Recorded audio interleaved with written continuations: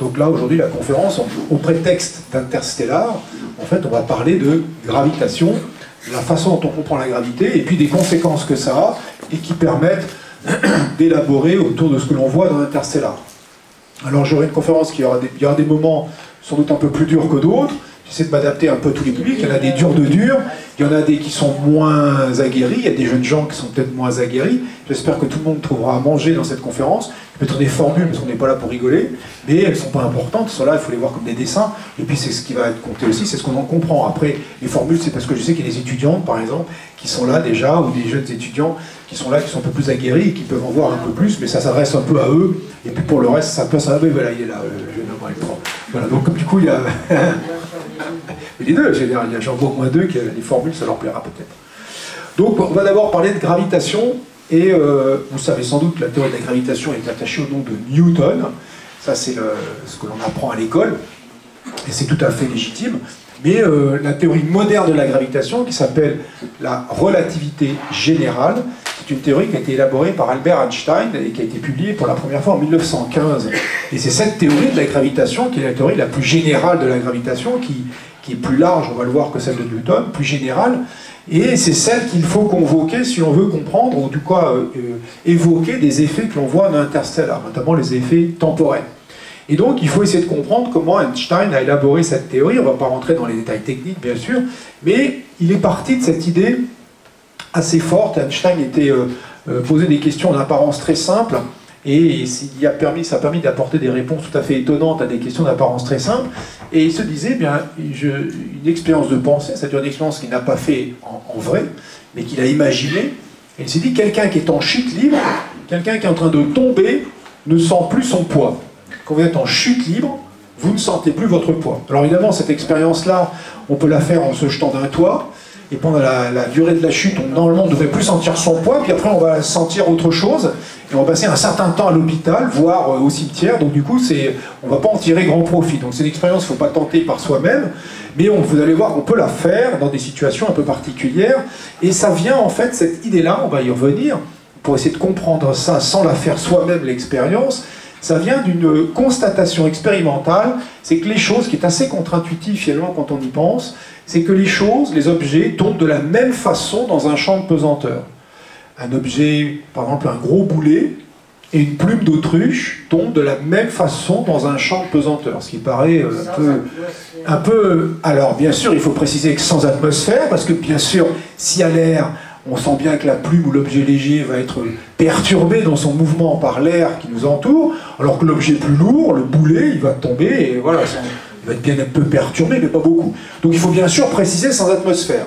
Alors ça, on peut le faire, cette expérience, elle a été faite. Voilà un extrait d'une vidéo qui a été faite pour des raisons, pour un documentaire pédagogique fait pour la BBC, et on voit cette image, on voit donc une boule de bowling qui est accrochée, et à côté, accroché aussi, ça y est, on a tout perdu là, ça y est. Quelqu'un appuie sur... Ah voilà. Et accroché aussi à côté, une plume d'autruche. Ils sont dans une immense chambre, là on ne la voit pas immense, vous allez voir quand le film va se dérouler, dans une immense chambre dans laquelle on peut faire le vide, enlever intégralement l'air de cette chambre, et cette chambre elle sert pour tester des satellites à l'échelle 1, le satellite complet, donc des fois c'est des choses un peu grandes, et les mettre dans le vide et tester qu'ils vont bien résister au vide, et que ça va bien se passer. Donc il y a cette immense chambre de test pour les satellites, et là elle a été utilisée dans un but particulier, qui est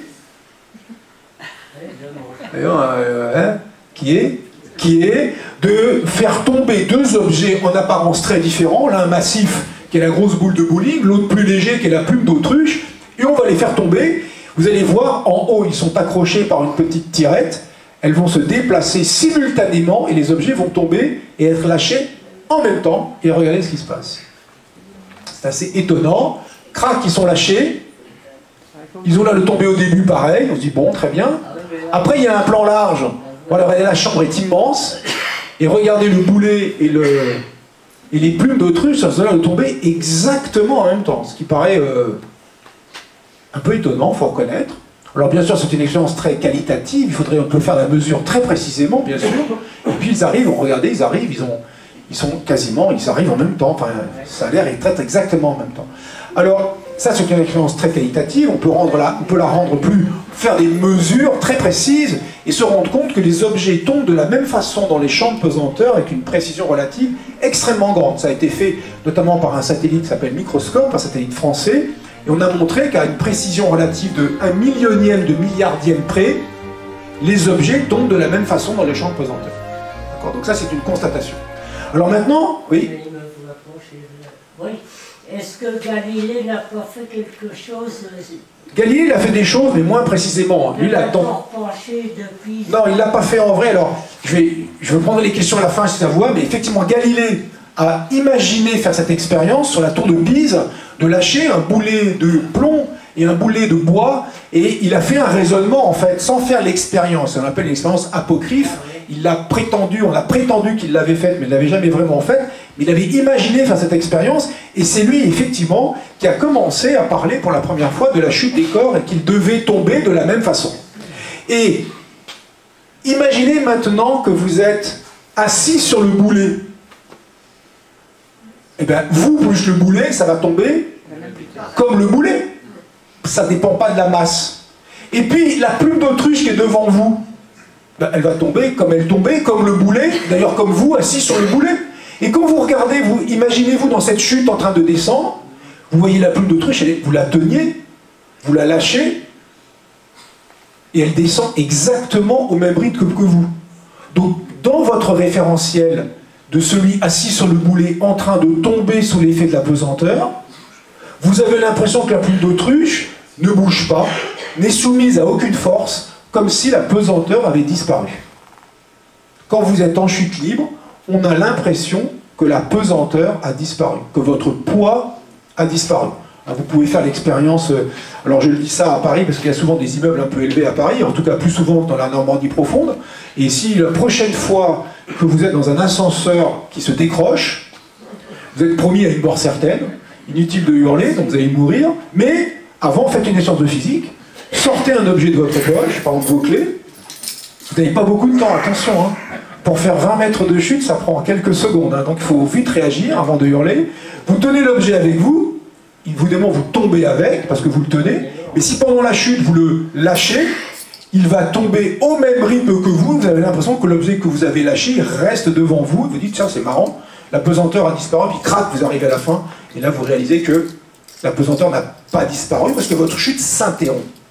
Le problème, c'est pas la chute, on dit souvent chuter c'est dangereux, non. Chuter, ça n'est pas dangereux. Ce qui est dangereux, c'est quand la chute s'arrête. Tant que vous êtes en chute, tout va bien. Et à un moment donné, le problème, c'est que d'habitude, la chute s'arrête, mais il y a des moments où la chute, on va le voir, ne s'arrête pas. Et une façon de récupérer, de chuter presque en permanence, voici une solution, c'est de dépenser un peu d'argent. Vous pouvez le faire, ça coûte 6 000 € le billet pour des vols touristiques dans l'Airbus 0G. C'est un avion qui va faire quoi? Là, ce sont des scientifiques qui sont en apesanteur, exactement, qui sont en apesanteur. Et comment ils sont en apesanteur? La pesanteur a disparu, parce que l'avion, il va être en chute libre, l'avion tombe. Littéralement, l'avion tombe. Donc, faut être prêt à assumer ça. D'habitude, quand on monte dans un avion, c'est pour rester en l'air, pour voler, pour faire... Voilà. Là, l'avion tombe. Donc, tout le monde est en chute libre dans l'avion. Tout le monde est en impesanteur, comme si la gravité avait disparu. Donc les gens, regardez, sont un peu cul par-dessus tête dans l'avion et tout le monde flotte dans l'avion. À un moment donné, il y a comme un pilote, l'avion récupère, on fait ce qu'il appelle une ressource, il récupère, et là tout le monde est écrasé par la gravité qui permet, par l'accélération qui permet à l'avion de repartir. L'avion remonte, il est en chute libre, il récupère, il remonte, et il fait ça. Voilà. Il fait des sortes de mouvements comme ça, il monte, il tombe, il monte, il tombe, il monte, et il tombe de 2000 mètres, hein, donc ça rigole pas. 2000 mètres en chute libre dans l'avion, ça fait peur quand on y réalise. Quand il monte, l'avion il monte comme ça, c'est pas les vols tranquilles où ça démarre avec quelques degrés d'inclinaison, c'est des... Voilà, pour ceux qui ont fait de l'avion, là, le caméraman, il voit tout à fait de quoi je veux parler, il a dû sentir, quand il fait de la voltige, des fois, on est un peu en chute libre, parce que dans la voltige, l'avion, il est volontairement en train de tomber pour faire une figure, et après, vas-y, il faut récupérer le coup, parce que si on récupère pas le coup, évidemment, on finit par heurter la Terre.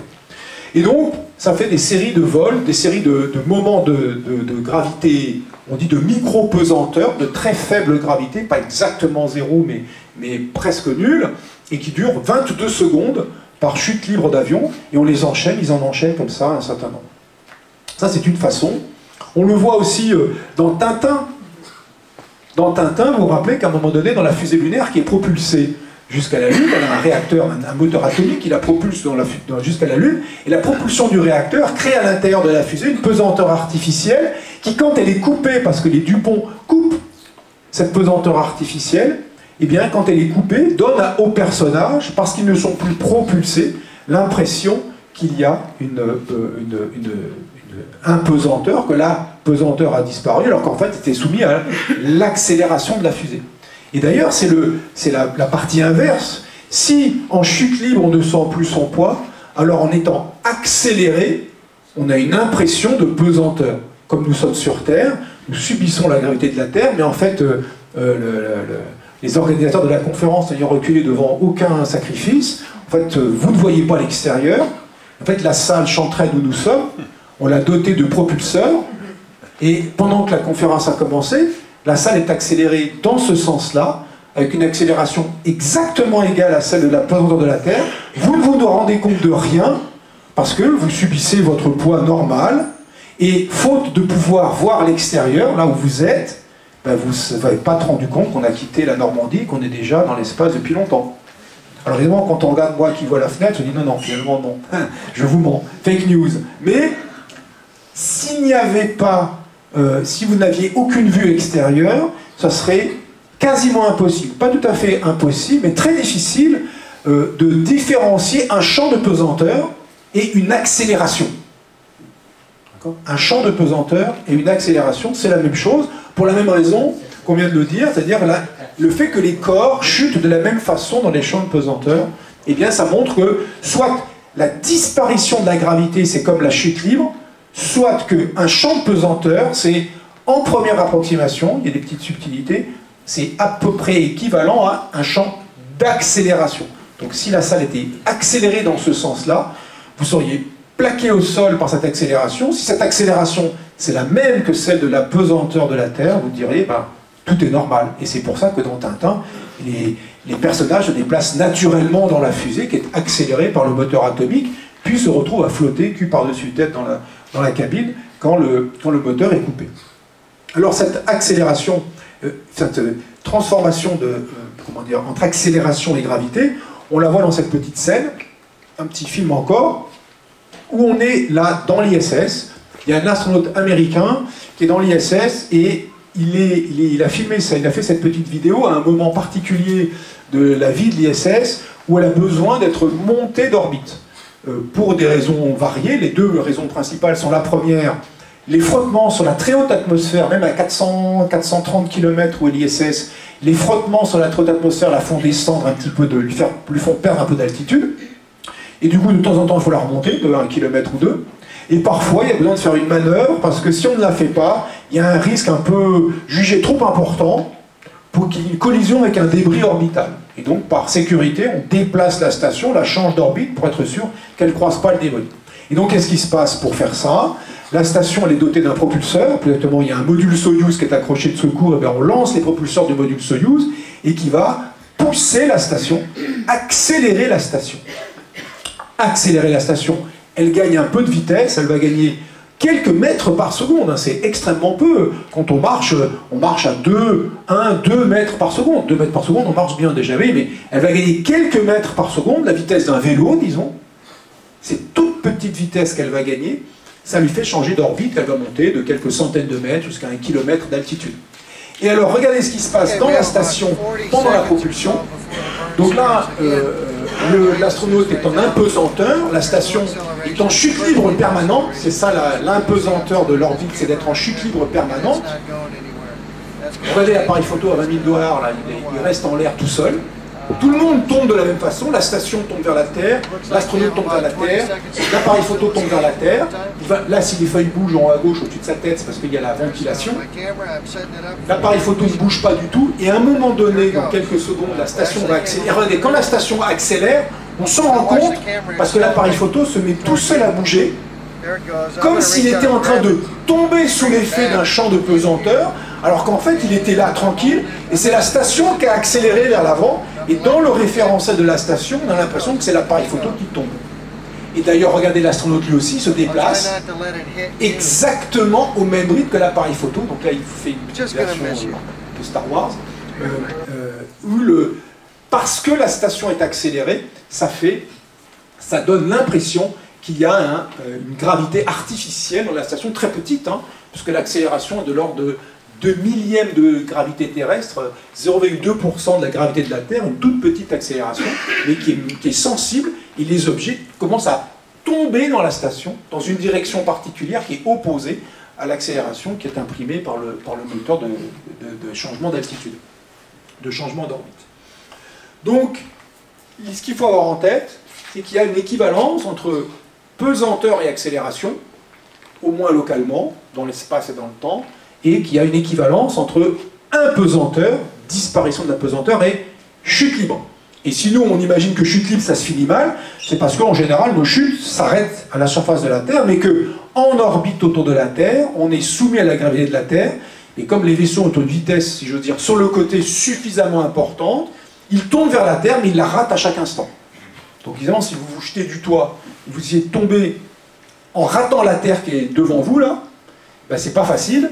Il faut donner un coup de rein très sensible sur le côté pour avoir une vitesse qui vous permet de rater la Terre. Donc la vitesse orbitale à quelques mètres d'altitude. En pratique, c'est pas très pratique à quelques mètres. Il y a les montagnes, il y a l'atmosphère, il y a plein de problèmes, mais il faut avoir une vitesse qui est de l'ordre de 7,9 km par seconde. Donc ça fait une vitesse tout à fait considérable, de l'ordre de 27 000 km par heure. Donc si vous êtes au sommet de votre toit et que vous jetez dans le vide, avec un bon coup de rein sur le côté à 27 000 km par heure, il y a une chance, mais il y a les frottements qui vont vous gêner, les montagnes, les maisons, tout un tas de trucs, mais il y a une chance que vous restiez en orbite autour de la Terre. Donc c'est une façon de tomber et de rater la Terre. Mais c'est pas facile, d'où les fusées.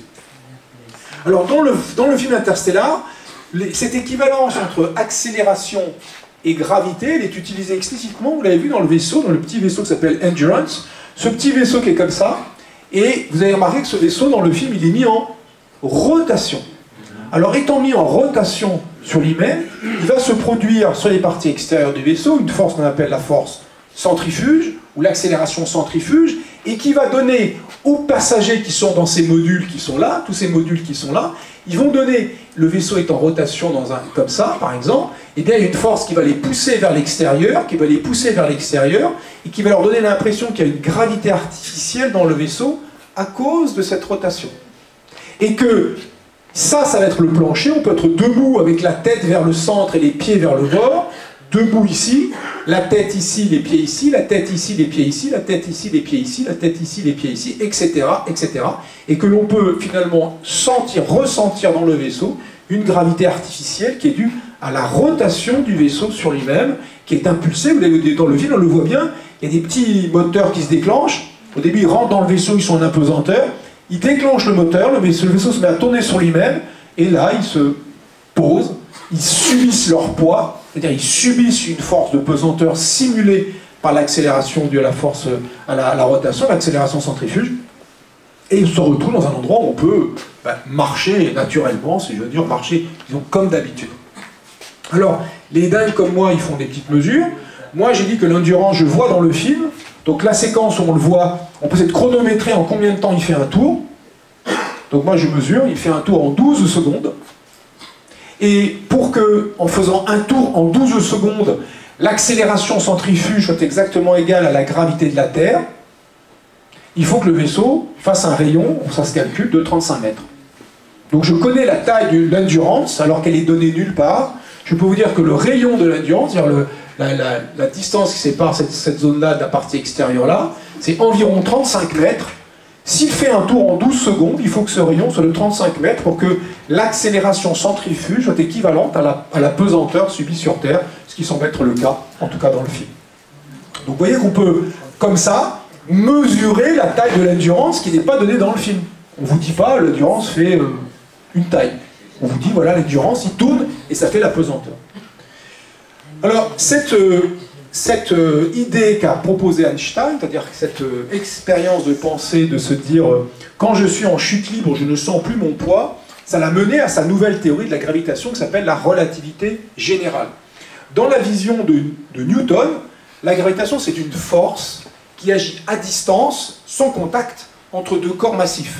Entre la Terre et la Lune, mais entre vous et moi, sauf que la gravitation qui est entre vous et moi, elle est extrêmement petite, parce que nous sommes assez peu massifs, et que la Terre, ben, elle est infiniment beaucoup plus massive que vous et moi, et c'est elle qui impose d'une certaine façon le champ de pesanteur local. Mais entre deux corps, quelle que soit leur masse, il y a une force qui agit à distance, et qui dépend de l'inverse du carré de la distance, si on en croit la loi de Newton, qui marche semble-t-il très bien, en tout cas pour plein de situations, mais c'est une force qui agit à distance. Dans la vision d'Einstein, la gravité, ça n'est plus une force, c'est une manifestation de la géométrie de l'espace-temps.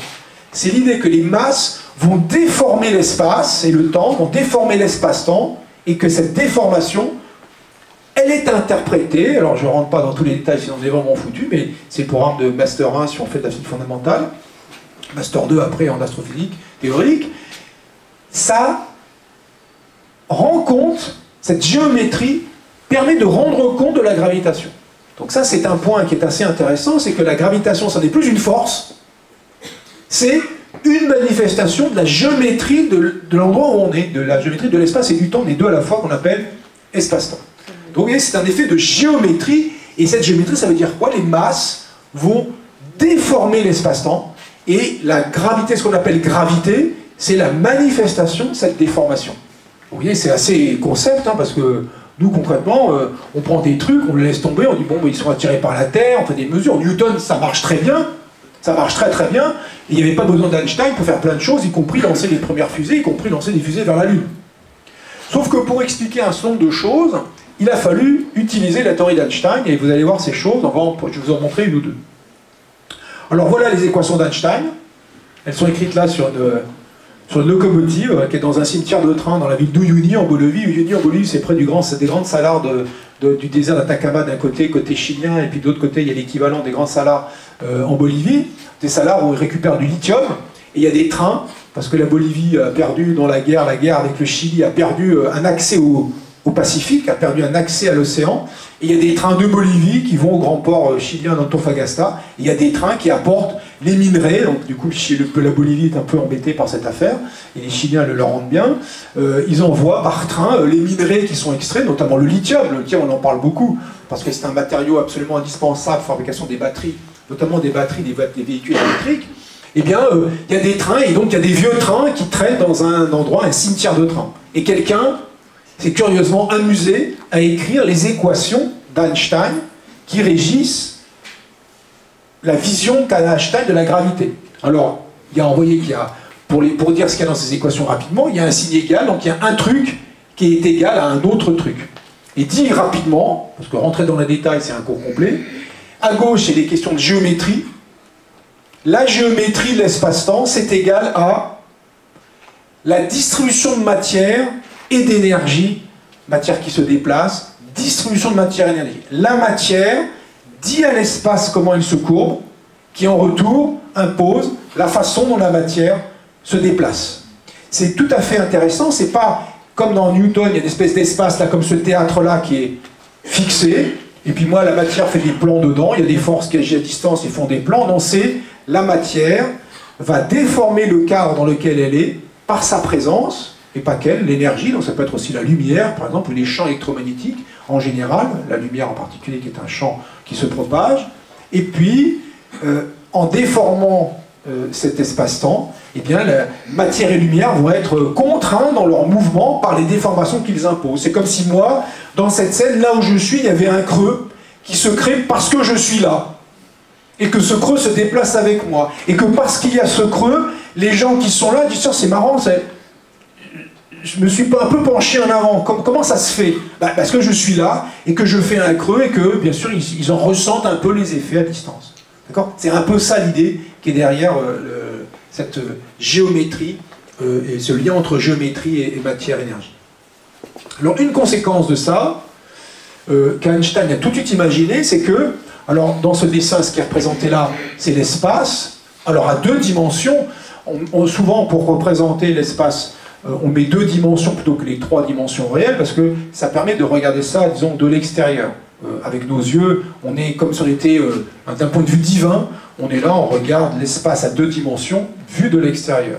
Cet espace est déformé, il y a une espèce de creux qui est imposé par la présence du Soleil, qui est massif, et qui va déformer. Et puis, il y a des étoiles lointaines dont la lumière nous parvient sur Terre, mais en passant au voisinage du Soleil, tout près du Soleil.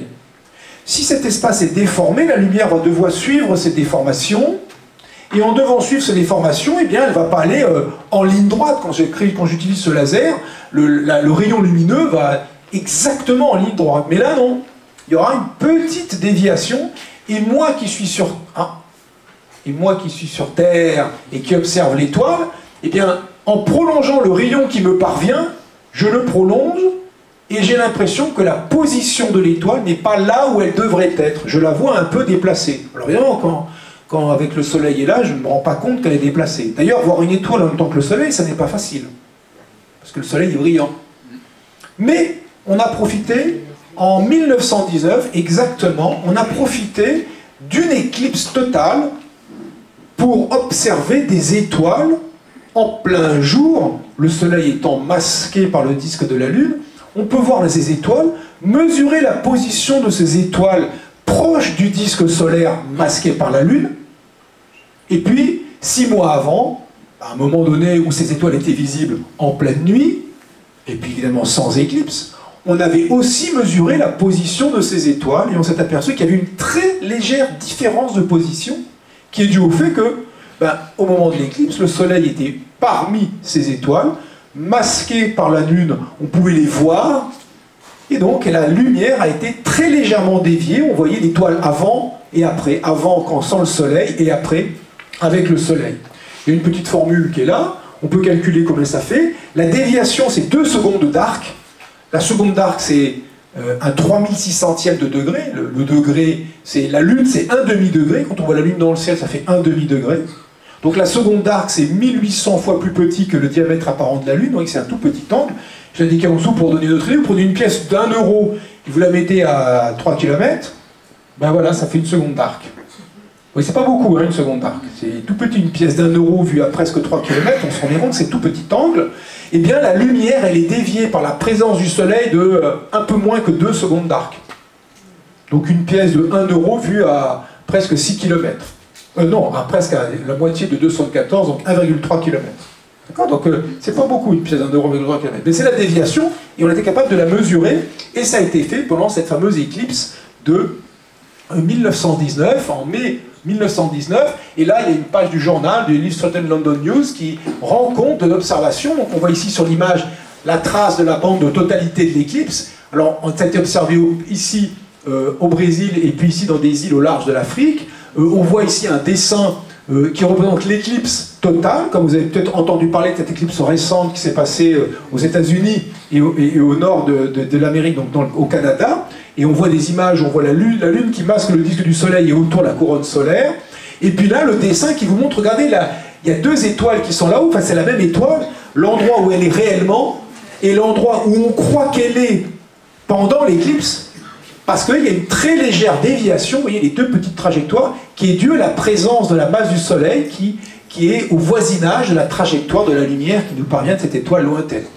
Et donc cette déviation a été mesurée et a permis de déjà confirmer, enfin en tout cas de rendre compte qu'il y a au moins un phénomène que la théorie de Newton n'était pas capable d'expliquer, la déviation de la lumière par des masses, parce que dans Newton ce ne sont que les masses qui agissent entre elles, pas les masses et la lumière, et que Einstein était capable, avec sa théorie, non seulement de rendre compte des effets de la théorie de Newton, mais d'un effet supplémentaire, qui était l'effet de la déviation de la lumière par une masse.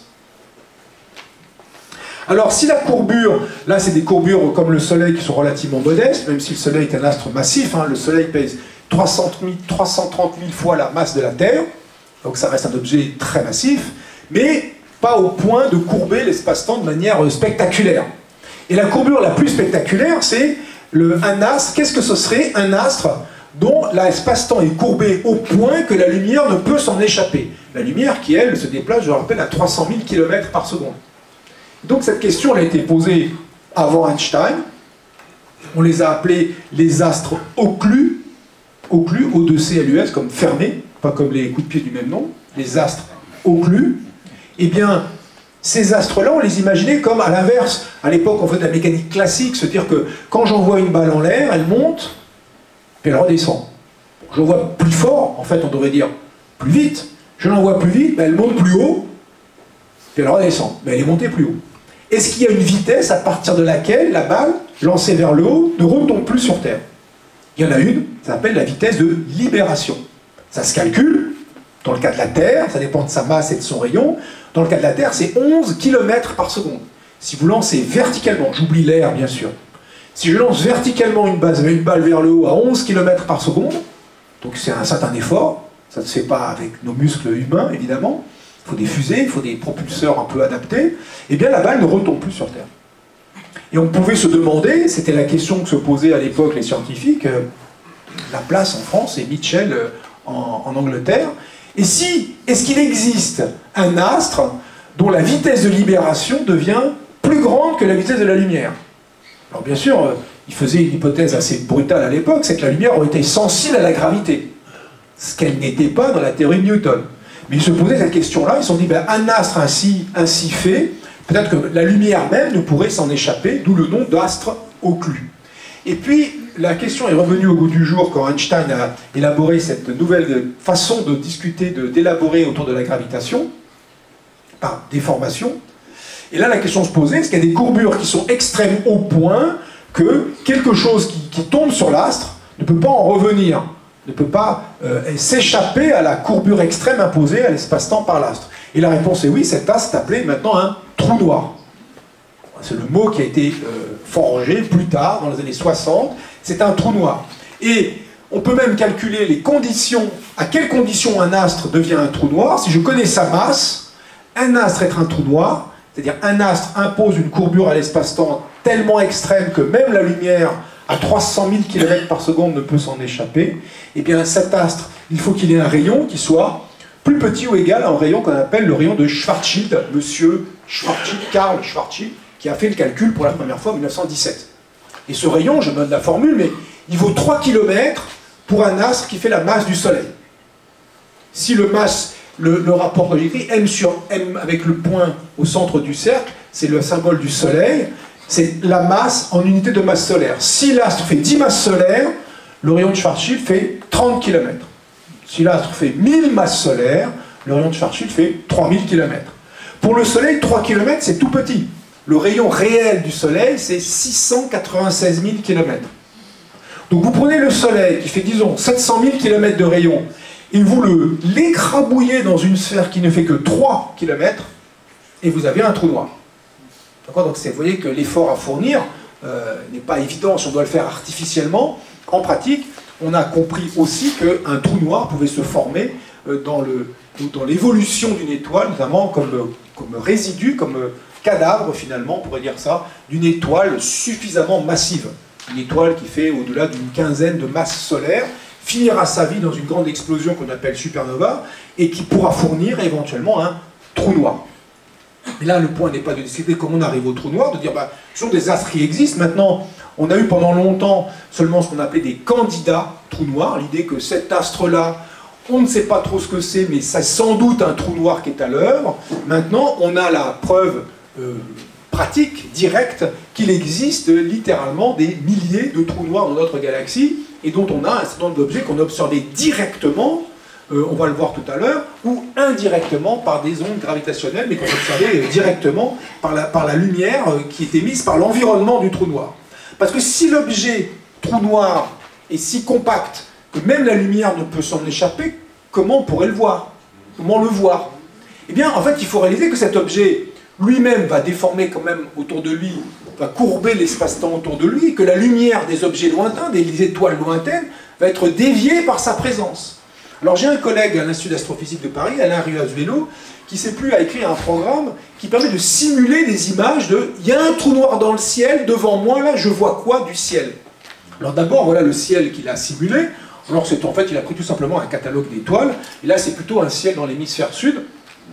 Pourquoi là, ça lui faisait plaisir de prendre l'hémisphère sud? Parce qu'ici, on voit qu'il y a les deux nuages de Magellan qui sont là. Là, il y a un objet, une constellation ici qui s'appelle la Croix du Sud.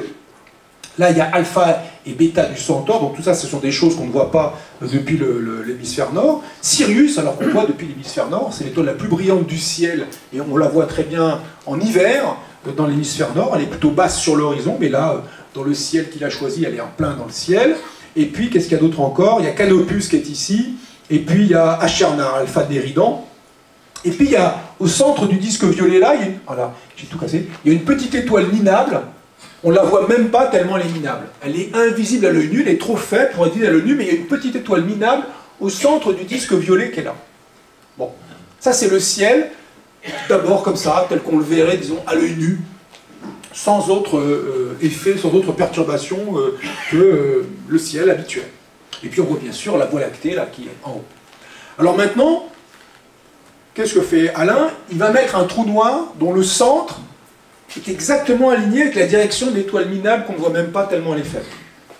Qu'est-ce qui va se passer sur le reste du ciel? Eh bien, voilà le résultat. Voilà ce qu'on voit. Voilà ce qu'on donne de calcul. Évidemment, ce n'est pas une image réelle, vous l'avez compris, je le redis. C'est une image calculée pour simuler ce que l'on verrait.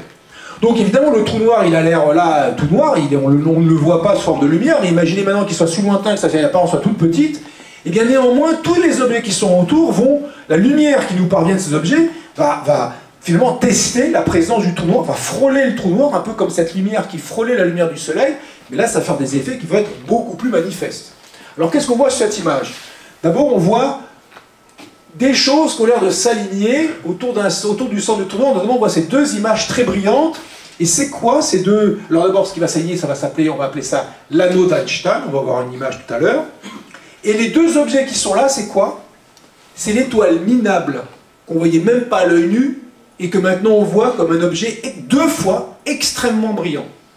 C'est l'étoile minable qu'on ne voyait pas à l'œil nu, dont la lumière a été déviée, amplifiée par cet effet de courbure, et qui nous apparaît maintenant comme très brillante, et même dédoublée. On la voit même deux fois. Si on regarde attentivement, on doit voir aussi qu'on reconnaît les petits nuages de Magellan qui est là, et on le voit une autre fois à l'intérieur de ce grand cercle. On a aussi ici la croix du Sud qui est toujours là, qui est un petit peu déformée elle aussi par la présence du trou noir sur la direction de la lumière, et on revoit la croix du Sud ici, à l'intérieur de l'anneau d'Einstein. Et puis on peut continuer, on voit alpha et bêta du Centaure, comme tout à l'heure, un peu déplacés, et on les revoit à l'intérieur de l'anneau d'Einstein. Et puis encore, Canopus qui est ici, et qu'on voit ici, à l'intérieur de l'anneau d'Einstein, symétrique par rapport au centre du trou noir, enfin opposé par rapport au centre du trou noir. Et donc là, on se rend compte qu'on a tout le ciel, avec cet anneau d'Einstein, il y a tout le ciel autour, c'est le même, un peu dévié, déformé, d'autant plus déformé qu'on est près de l'anneau d'Einstein, et à l'intérieur de l'anneau d'Einstein, on a l'intégralité du ciel qui est représentée, et qui est là, tout le ciel présent est à l'intérieur de l'anneau d'Einstein. Et deuxièmement, si on regardait encore plus près du bord du trou noir, il y aurait une autre limite, alors là ça serait encore plus tassé, ça n'a pas été représenté parce qu'à notre œil ça serait tout à fait impossible, pas impossible, mais en dessous de notre limite de résolution, il y aurait une deuxième copie du ciel, et puis une troisième copie, et puis une quatrième copie. Et ça c'est dû au fait que quand vous avez le trou noir, vous êtes vous les étoiles lointaines, et moi je suis l'observateur, le trou noir il est là, posé entre vous et moi. Alors je vais voir la lumière qui vient de vous, étoile lointaine, déviée une fois, un petit peu, ça me donnera l'impression que vous êtes un peu à des endroits inhabituels, un peu décalés par rapport à la position habituelle. Mais la lumière qui me vient de vous, elle peut aussi faire une fois le tour du trou noir et me revenir. Ça c'est à l'intérieur de l'anneau d'Einstein, dans un sens ou dans l'autre sens. C'est pour ça que c'est dédoublé aussi. Et puis elle peut faire deux fois le tour. La lumière qui me vient fait deux fois le tour du trou noir avant de me parvenir. Vous voyez que ça commence à être bizarre. C'est de la lumière qui n'est pas en orbite d'une certaine façon, mais ça ressemble à quelque chose, elle tourne autour du trou noir, puis elle vient. Deux fois, ben c'est la double copie, la deuxième qu'on ne voit pas, qui est très proche du bord du trou noir, et qu'on ne voit pas sur cette image, tellement elle est tassée à l'intérieur. Et puis trois fois, ben ça fait la troisième image, etc., etc. Donc il y a une infinité de copies de l'intégralité du ciel, dans des couches de plus en plus fines autour du trou noir, dont la couche principale, si je veux dire, la lumière qui a fait une fois le tour, se retrouve à l'intérieur de l'anneau d'Einstein.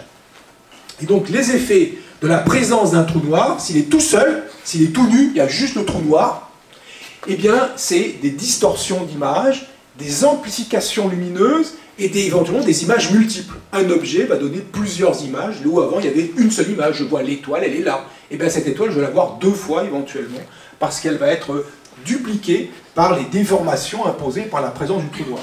Alors ces effets-là, tels qu'ils sont montrés et calculés par Alain, par mon copain Larry Azuelo, on les a vus, alors pas de cette façon-là, pas genre il y a un trou noir énorme, on le voit bien, et non, parce qu'ils sont souvent à des distances considérables, ces objets, et donc ils ont des tailles apparentes extraordinairement petites, donc on ne voit même pas tous ces petits effets qui sont là. Mais ce que l'on en voit, l'effet de déviation de la lumière, on appelle ça effet de lentille gravitationnelle, eh bien on le voit, par exemple, dans cette situation-là, où il y a tout un tas d'objets ici, Les objets en jaune, ce sont des amas, des objets d'une galaxie qui s'appelle l'amas de galaxie Abell 1689. Et si vous regardez attentivement, regardez, il y a des objets lointains, comme ici et là, ou comme là, et qui ont l'air étirés. Regardez aussi là près du centre, il y a des petits objets, là et là. Et il y a l'air d'avoir des machins qui sont étirés et déformés comme des petits arcs de cercle. Eh bien ça, c'est une conséquence de la déformation de l'image de galaxies très lointaines, déformée par la présence de l'amas de galaxies qui est là. Vous êtes les galaxies très lointaines, l'amas de galaxies il est là, et moi qui vous regarde, galaxies très lointaines, je les vois déformées sous forme de ces petits arcs. Regardez aussi le cas de l'anneau d'Einstein, qui est presque complet là. Cette fois-ci, on a une galaxie, ça c'est une galaxie entière, qui est presque sur l'axe, ici, de la galaxie jaune qui est devant, et la galaxie bleue, enfin en couleur bleue, est derrière la galaxie jaune, dont la masse va déformer, amplifier et déformer l'image de la galaxie plus lointaine. Donc là, c'est ces effets qu'on appelle de micro-lentilles gravitationnelles ou de lentillage gravitationnel, et que l'on observe maintenant couramment en astrophysique. Les premières images ont été détectées par un astronome français qui s'appelle Yannick Mélier dans les années 80, 87, 1987, comme ça. Et maintenant, c'est devenu carrément un outil. Avec ces effets-là, on peut mesurer la masse de l'objet déflecteur, de l'objet, parce que c'est sa masse qui fait cette déformation. En mesurant cette déformation, on peut déduire la masse de l'objet. C'est ça qui est le point intéressant, et qu'on peut comme ça, d'une certaine façon, peser les galaxies par la déformation gravitationnelle qu'elles imposent à la lumière d'arrière-plan. Alors, dans le cas d'Interstellar, on a un trou noir, le fameux trou noir Gargantua. Il n'est pas tout seul, il est entouré par de la matière. Il y a un disque de matière, ce qui n'est pas évidemment scandaleux. Pour un trou noir, il peut y avoir de la matière autour de lui, parce qu'il s'est formé éventuellement par agrégation de matière, surtout un trou noir massif, un énorme trou noir comme Gargantua. Il s'est formé par agrégation de matière, et il peut y avoir de la matière qui est en orbite autour de lui, et puis qui est chaude, est échauffée par friction interne, va s'échauffer et va être brillante. Alors, dans le film, l'image que l'on voit, en fait, les Américains, mais c'est un peu classique, ont tendance à dire que c'est eux qui ont fait la première image, qui ont fait ces premières simulations. L'image que l'on voit dans le film est une image, vous allez le voir, tout à fait réaliste, raisonnable, on va dire, pas réaliste, il y a des petits détails, mais essentiellement elle est assez raisonnable, assez plausible de ce que serait l'environnement d'un trou noir. Le trou noir, environné par son disque de matière, je le regarde, qu'est-ce que j'en vois? Parce que le disque de matière, le disque lumineux, eh bien, son image va être déformée par la présence du trou noir. Et la première simulation, c'est pas du tout les Américains qui ont fait ça, et pas du tout le bien, c'est un astronome français qui s'appelle Jean-Pierre Luminet, qui en 1979, avec des calculateurs sans processeur graphique, a fait le calcul et a littéralement, point par point, dessiné à la main ce qu'on allait voir. Voilà, ça c'est 1979. C'est littéralement, il est dessinateur aussi, Jean-Pierre Luminet est graveur, il a des talents artistiques incontestables, donc il a fait ce calcul, et il a représenté l'image que ça devrait faire, les tableaux de nombres, si j'ose dire, il les a transformés en images à la main. Et c'est ça, la première image, d'un disque d'accrétion, c'est-à-dire un disque de matière qui tombe pour partie sur le trou noir, qui alimente le trou noir, qui augmente sa masse, et ce disque de matière, on l'appelle disque d'accrétion, il perd ça, il tombe vers le trou noir, et lumineux, parce que cette matière est échauffée par son mouvement autour du trou noir, par les frictions internes dans le disque, elle est brillante, et cette lumière, comment je la vois? Ben, ça fait ça, on voit bien qu'il y a la partie, il y a une zone pour commenter cette image, et il y a une zone ici sombre qui serait le trou noir, et cette partie brillante là, un peu bizarre comme ça, en fait c'est quelque chose qui est un disque.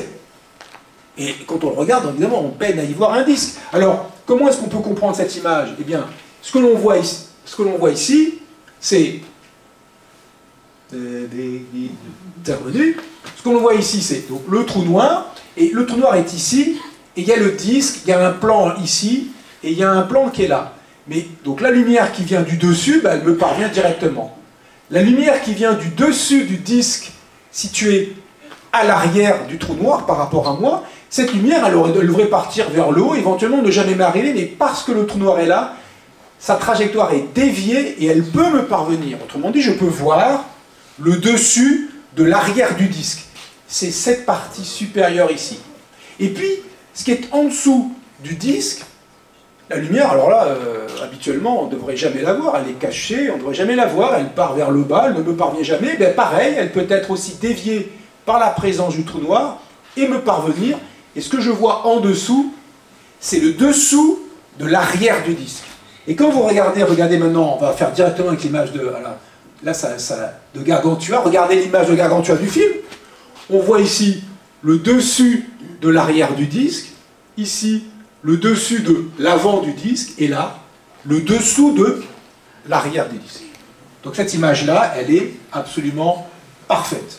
Elle est absolument parfaite, en ce sens qu'elle représente de façon plausible la façon dont un disque lumineux autour du trou noir serait vu par un observateur extérieur lointain qui constate que la forme du disque auquel il s'attend, un disque autour d'un trou noir, est déformée par la présence du trou noir. Alors, simplement dans le film, le disque là, il brille en lumière visible, on le voit, nos yeux le voient, donc il brille en lumière visible, alors qu'on s'attend à ce qu'un disque d'accrétion autour d'un trou noir, parce que les énergies mises en jeu sont très importantes, les vitesses mises en jeu sont très importantes, brillent plutôt en rayons X, ils soient très chauds et ils soient brillants en rayons X. Autrement dit, on ne devrait pas le voir. En rayons X, nos yeux ne sont pas sensibles. Ce qui de toute façon aussi règle le problème ici de la planète de Miller. Ils y vont et puis on a des problèmes, mais c'était même pas la peine d'y aller. Cette planète doit être littéralement irradiée par le flux de rayons X qui vient du disque d'accrétion. Et donc c'est même pas la peine d'y aller, elle est stérilisée complètement tellement le flux de rayons X est élevé. Donc c'était même pas la peine d'y aller s'ils avaient voulu être réalistes au lieu de perdre leur temps sur la planète de Miller. Alors ce genre d'images-là, ça sont des images simulées, alors maintenant avec des moyens, vous le voyez, bien supérieurs à ceux dont disposait Luminet. Il y a aussi un autre astrophysicien français qui s'appelle Jean Lamarck, qui a fait ça dans les années 95, avec les premiers processeurs graphiques qui apparaissaient, les premières stations de travail graphiques qui sont apparues dans les années 80, au début des années 90, il a fait ça dans les années 95. Et puis, ça se fait avec des processeurs modernes, des calculateurs modernes, donc avec des images absolument incroyables. Mais on a été capable de faire, non pas une vue comme ça, mais quelque chose qui serait la vue comme ça. Vous vous rappelez sans doute, en 2019, en avril 2019, on a été capable, grâce à un télescope qu'on appelle, alors c'est pas un télescope, c'est une collection de radiotélescopes sur l'ensemble de la Terre, et que observer en rayonnement radio le voisinage d'un trou noir au centre de la galaxie Messier 87, et puis en zoomant, on voit ça, c'est-à-dire des jets de matière, et en zoomant sur le zoom, on a été capable, grâce à cet Event Horizon Telescope, on a été capable de faire une image de l'environnement du trou noir. Le trou noir est quelque part au milieu, bien sûr, on ne le voit pas, on voit finalement l'ombre. C'est pas une image du trou noir, c'est une image de, disons, l'ombre du trou noir, ou de la matière qui est autour du trou noir, déformée, dont l'image est déformée, amplifiée, distordue par la présence du trou noir qu'on ne voit pas ici. Et cette image-ci, qui était la première image directe de quelque chose, d'un environnement de trou noir, donc faite en avril 2019, elle a permis de montrer que le trou noir qui est au centre de la galaxie Messier 87, il a une masse de 6,5 milliards de masses solaires. 6,5 milliards de fois la masse du Soleil. Alors, quelques années plus tard, on a été capable de faire la même chose avec le trou noir qui est au centre de notre Voie lactée. Ça a été fait toujours par le Event Horizon Telescope, et on a pu montrer, alors là, ce sont des télescopes qui sont des télescopes au Chili, dans l'observatoire ALMA au Chili, et là on voit la Voie lactée, la zone du Sagittaire, le zone de le centre de notre galaxie, qui est dans la Voie lactée en direction de la constellation du Sagittaire, et puis zoomer, là évidemment on est en lumière visible, ça c'est une image en lumière radio, on a été capable de faire avec cet ensemble de radiotélescopes répartis sur l'ensemble de la Terre, on a été capable de faire aussi une image de l'environnement du trou noir de notre galaxie, qui lui ne fait que 4 millions de masses solaires. Alors, il est moins massif, donc il est plus petit, mais comme il est aussi beaucoup plus près, on a été capable de faire cette image. Et donc, on est maintenant en capacité, mais seulement pour deux objets, celui qui est au centre de Messier 87, celui qui est au centre de notre galaxie, on est capable de faire des images, et maintenant ça a été répété, ces images, et on peut les comparer à quelques années d'intervalle et voir si la répartition de lumière est la même, si la structure du disque est le même, et ça permet de commencer à étudier un peu la façon dont évolue l'environnement d'un trou noir supermassif. Supermassif, ça veut dire qu'il fait des millions, et même dans le cas de Messier 87, des milliards de fois la masse du Soleil. Alors pour Gargantua, on peut se demander quelle est la masse de Gargantua. Alors, on peut faire une enquête. Alors, est-ce que j'en suis? Oui, ça va, c'est bon. On peut faire une enquête à partir de ce qui est montré dans le film. Je mettrai une équation, mais je vous ferai grâce de la plupart des détails. Donc, on peut se demander quelle est la masse de Gargantua. Alors, on peut la déterminer, cette masse de Gargantua, en constatant que la planète de Miller est en orbite autour du trou noir et qu'elle n'est pas détruite par le trou noir. Alors, pourquoi est-ce qu'elle devrait être détruite par le trou noir? Et bien, tout simplement parce que quand on est plongé dans un champ de pesanteur, ce champ de pesanteur dépend, alors si c'est un champ de pesanteur à la Newton, si on parle d'un champ de courbure à la Einstein, bien ce champ de courbure ou ce champ de pesanteur dépend de la position. La pesanteur, elle est d'autant plus importante qu'on est près du centre de la Terre. Alors si je regarde mes pieds, ils sont plus près du centre de la Terre que ma tête. 1 kilo de mes pieds, disons 1 pied, ou 2 pieds peut-être, et 1 kilo de mon cerveau, en gros 1 kilo, ben, ils ne sont pas les mêmes distances du centre de la Terre et donc ils ne sont pas attirés de la même façon. Leur poids n'est pas le même. Le poids, c'est la force, si on regarde en Newton, avec laquelle ils sont attirés par la Terre. Eh bien, le poids de 1 kg de mes pieds n'est pas le même que le poids de 1 kg de mon cerveau, parce que mon cerveau est plus loin du centre de la Terre que mes pieds. C'est ça les effets de marée. Le fait que la gravité dépend de la position et qu'un corps étendu, eh bien, ces différentes parties sont plongées dans des champs de pesanteur, toujours si on reste newtonien, dans des champs de pesanteur différents. Et la différence entre, pour moi, sur, mettons, 2 mètres, ce qui n'est pas ma taille, mais disons sur 2 mètres, la différence est 1/10 de millionième de gravité terrestre. Autrement dit, totalement insensible. Donc pour moi, je suis plongé dans un champ de pesanteur uniforme. J'ai l'impression que la gravité au niveau de ma tête et au niveau de mes pieds, c'est pareil, alors qu'en fait, c'est un tout petit peu différent. Un tout petit peu, mais 1/10 de millionième, de l'ordre du 10e de millionième, mais imperceptible.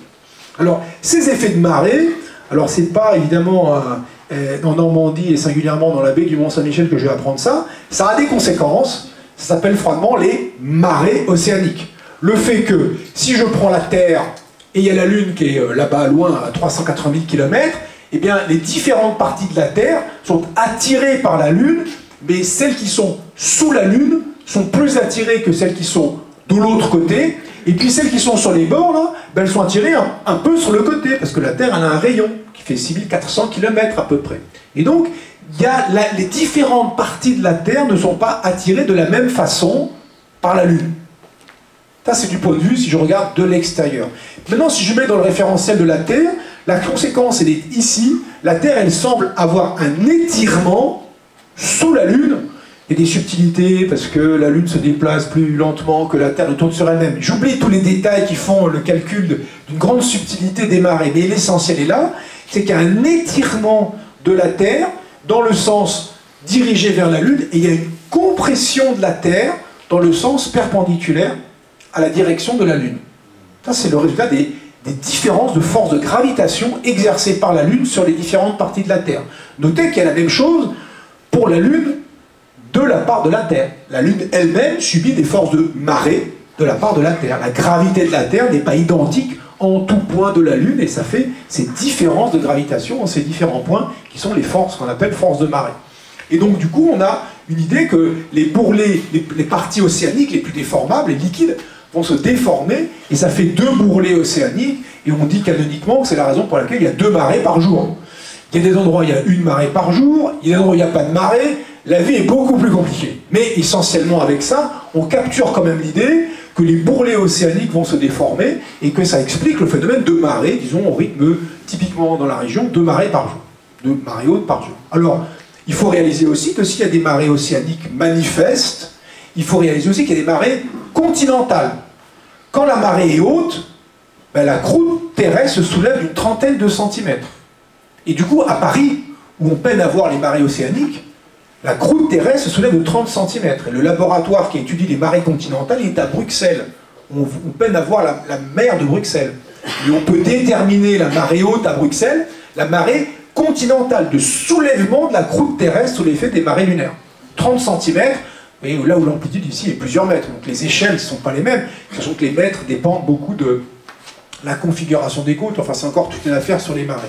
Si on regarde du point de vue que j'appelle relativiste, du point de vue d'Einstein, en fait, il y a une courbure le long de l'axe Terre-Lune et une courbure le long perpendiculaire à l'axe Terre-Lune, et qu'il y a dans un sens une courbure qui a tendance à étirer les choses, alors que dans l'autre, elle a tendance à contracter les choses. Et on a notre brave planète, de Miller qui est en orbite autour du trou noir, qui va subir les forces de marée du trou noir. La planète, la partie de la planète qui est au plus proche du trou noir va être plus attirée, si on est newtonien, que la partie la plus lointaine. Donc cette planète, elle doit être étirée dans l'axe qui le joint au trou noir et compressée dans l'axe perpendiculaire à l'axe qui la joint au trou noir.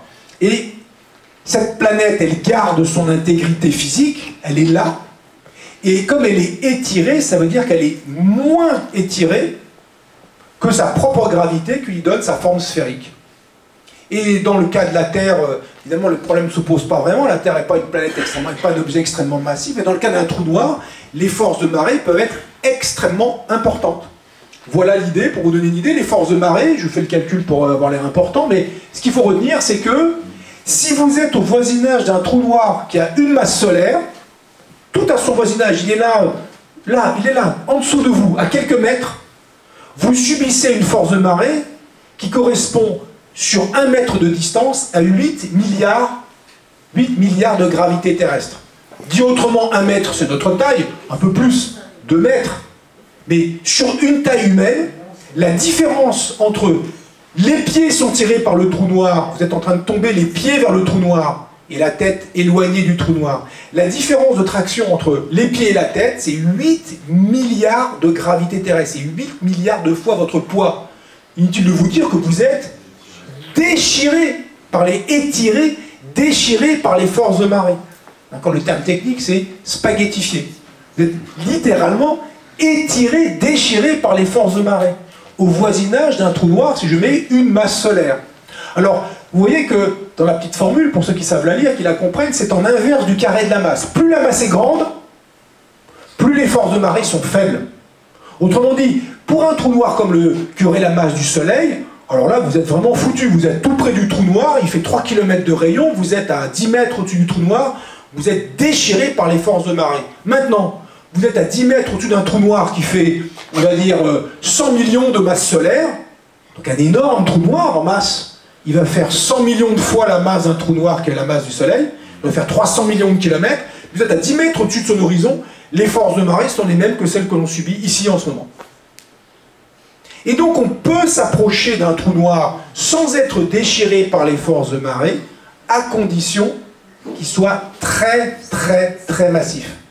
Et si la planète de Miller, elle garde son intégrité alors qu'elle est en orbite autour du trou noir, c'est qu'elle est en orbite autour d'un trou noir qui est très très massif. Et si on met des chiffres, disons des valeurs que je qualifierais de plausibles, je les mets un peu en les estimant sur la planète de Miller et pour essayer de déterminer la masse de Gargantua, j'aboutis à la conclusion que Gargantua, il fait au moins 225 millions de masses solaires.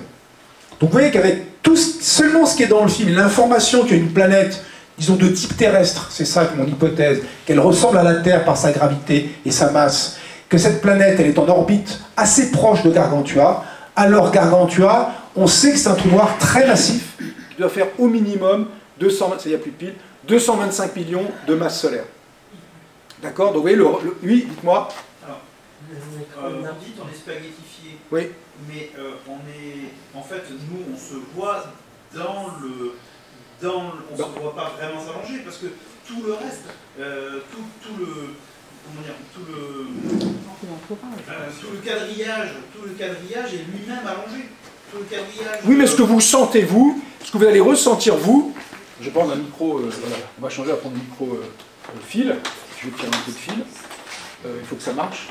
Allô, allô. Il faut dire microfilm. Microfilm. Attends, microfilm, on-off. Ah là oui, on-off. Voilà, ça marche. Ça marche. Donc, micro, il marche mieux même. Marche plus fort. Et donc, non, la gravité, en fait, ce qu'il faut réaliser, que ce qui définit la gravité, c'est pas l'intensité du champ de pesanteur. Le fait qu'il y ait une gravité, c'est les forces de marée qui définissent la gravité.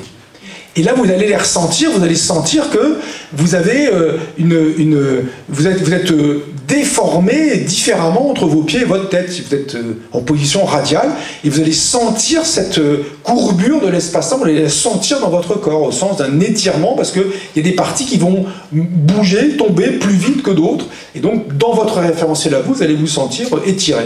D'accord. Donc, on est dans notre référentiel, mais on est aussi dans le référentiel. Ah mais quelqu'un qui vous regarde, quelqu'un qui va vous regarder, va vous voir vous étirer, il va vous voir tomber vers le trou noir, vous allez, alors, il y a même beaucoup, parce que c'est beaucoup plus compliqué que quelqu'un de l'extérieur, parce que vous voir, ça veut dire recevoir de la lumière de vous, et comme vous êtes près du trou noir avec ses déviés, déformés, qu'il se passe des trucs, c'est pas si simple de dire qu'est-ce que voit quelqu'un de l'extérieur. Du coup, ça, il faut rajouter une petite couche de subtilité. Donc c'est beaucoup plus simple d'en parler en termes de ben moi, c'est ce qui m'arrive, je m'approche du trou noir, tout va bien, je me sens étiré, curieusement étiré, et de plus en plus étiré au fil de mon approche du trou noir. Et si c'est un trou noir peu massif, la masse du soleil, ou quelquefois la masse du soleil, je suis étiré au point que je vais être littéralement déchiré. Je dis spaghettifié, mais vous comprenez bien que la résistance du corps humain va être écrabouillée par ce genre de force interne.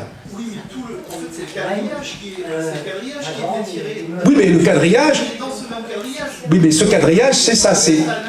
Le fait que ce quadrillage est étiré, c'est ça qui est la force de marée. C'est ça que vous allez comprendre, vous, que vous allez traduire en façon newtonienne comme une force de marée.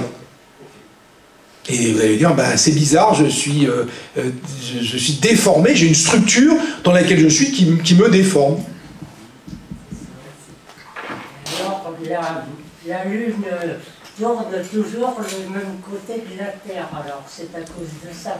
Alors, si la Lune montre toujours la même face à la Terre, c'est parce qu'elle subit aussi des forces de marée de la part de la Terre, et que ces forces de marée sont plus intenses, de la Terre sur la Lune que de la Lune sur la Terre, et qu'au fil du temps, ça a fini par synchroniser la rotation de la Lune avec sa révolution, et qu'elle nous présente toujours la même face, pas exactement. En fait, on voit un peu plus que 50% de la face de la Lune. Il y a le phénomène de libration qui fait que si voilà, vous êtes la Terre, je suis la Lune, en fait, et donc en fait, vous voyez un peu derrière les oreilles, je veux dire, il y a des petits mouvements comme ça sur le côté qui font qu'on voit 58% de la surface de la Lune, un petit peu sur les côtés, pas beaucoup, parce qu'il y a ces petits mouvements de libration. Mais essentiellement, effectivement, c'est tout à fait juste, la Lune, elle est synchronisée, rotation-révolution, à cause des forces de marée de la Terre sur la Lune.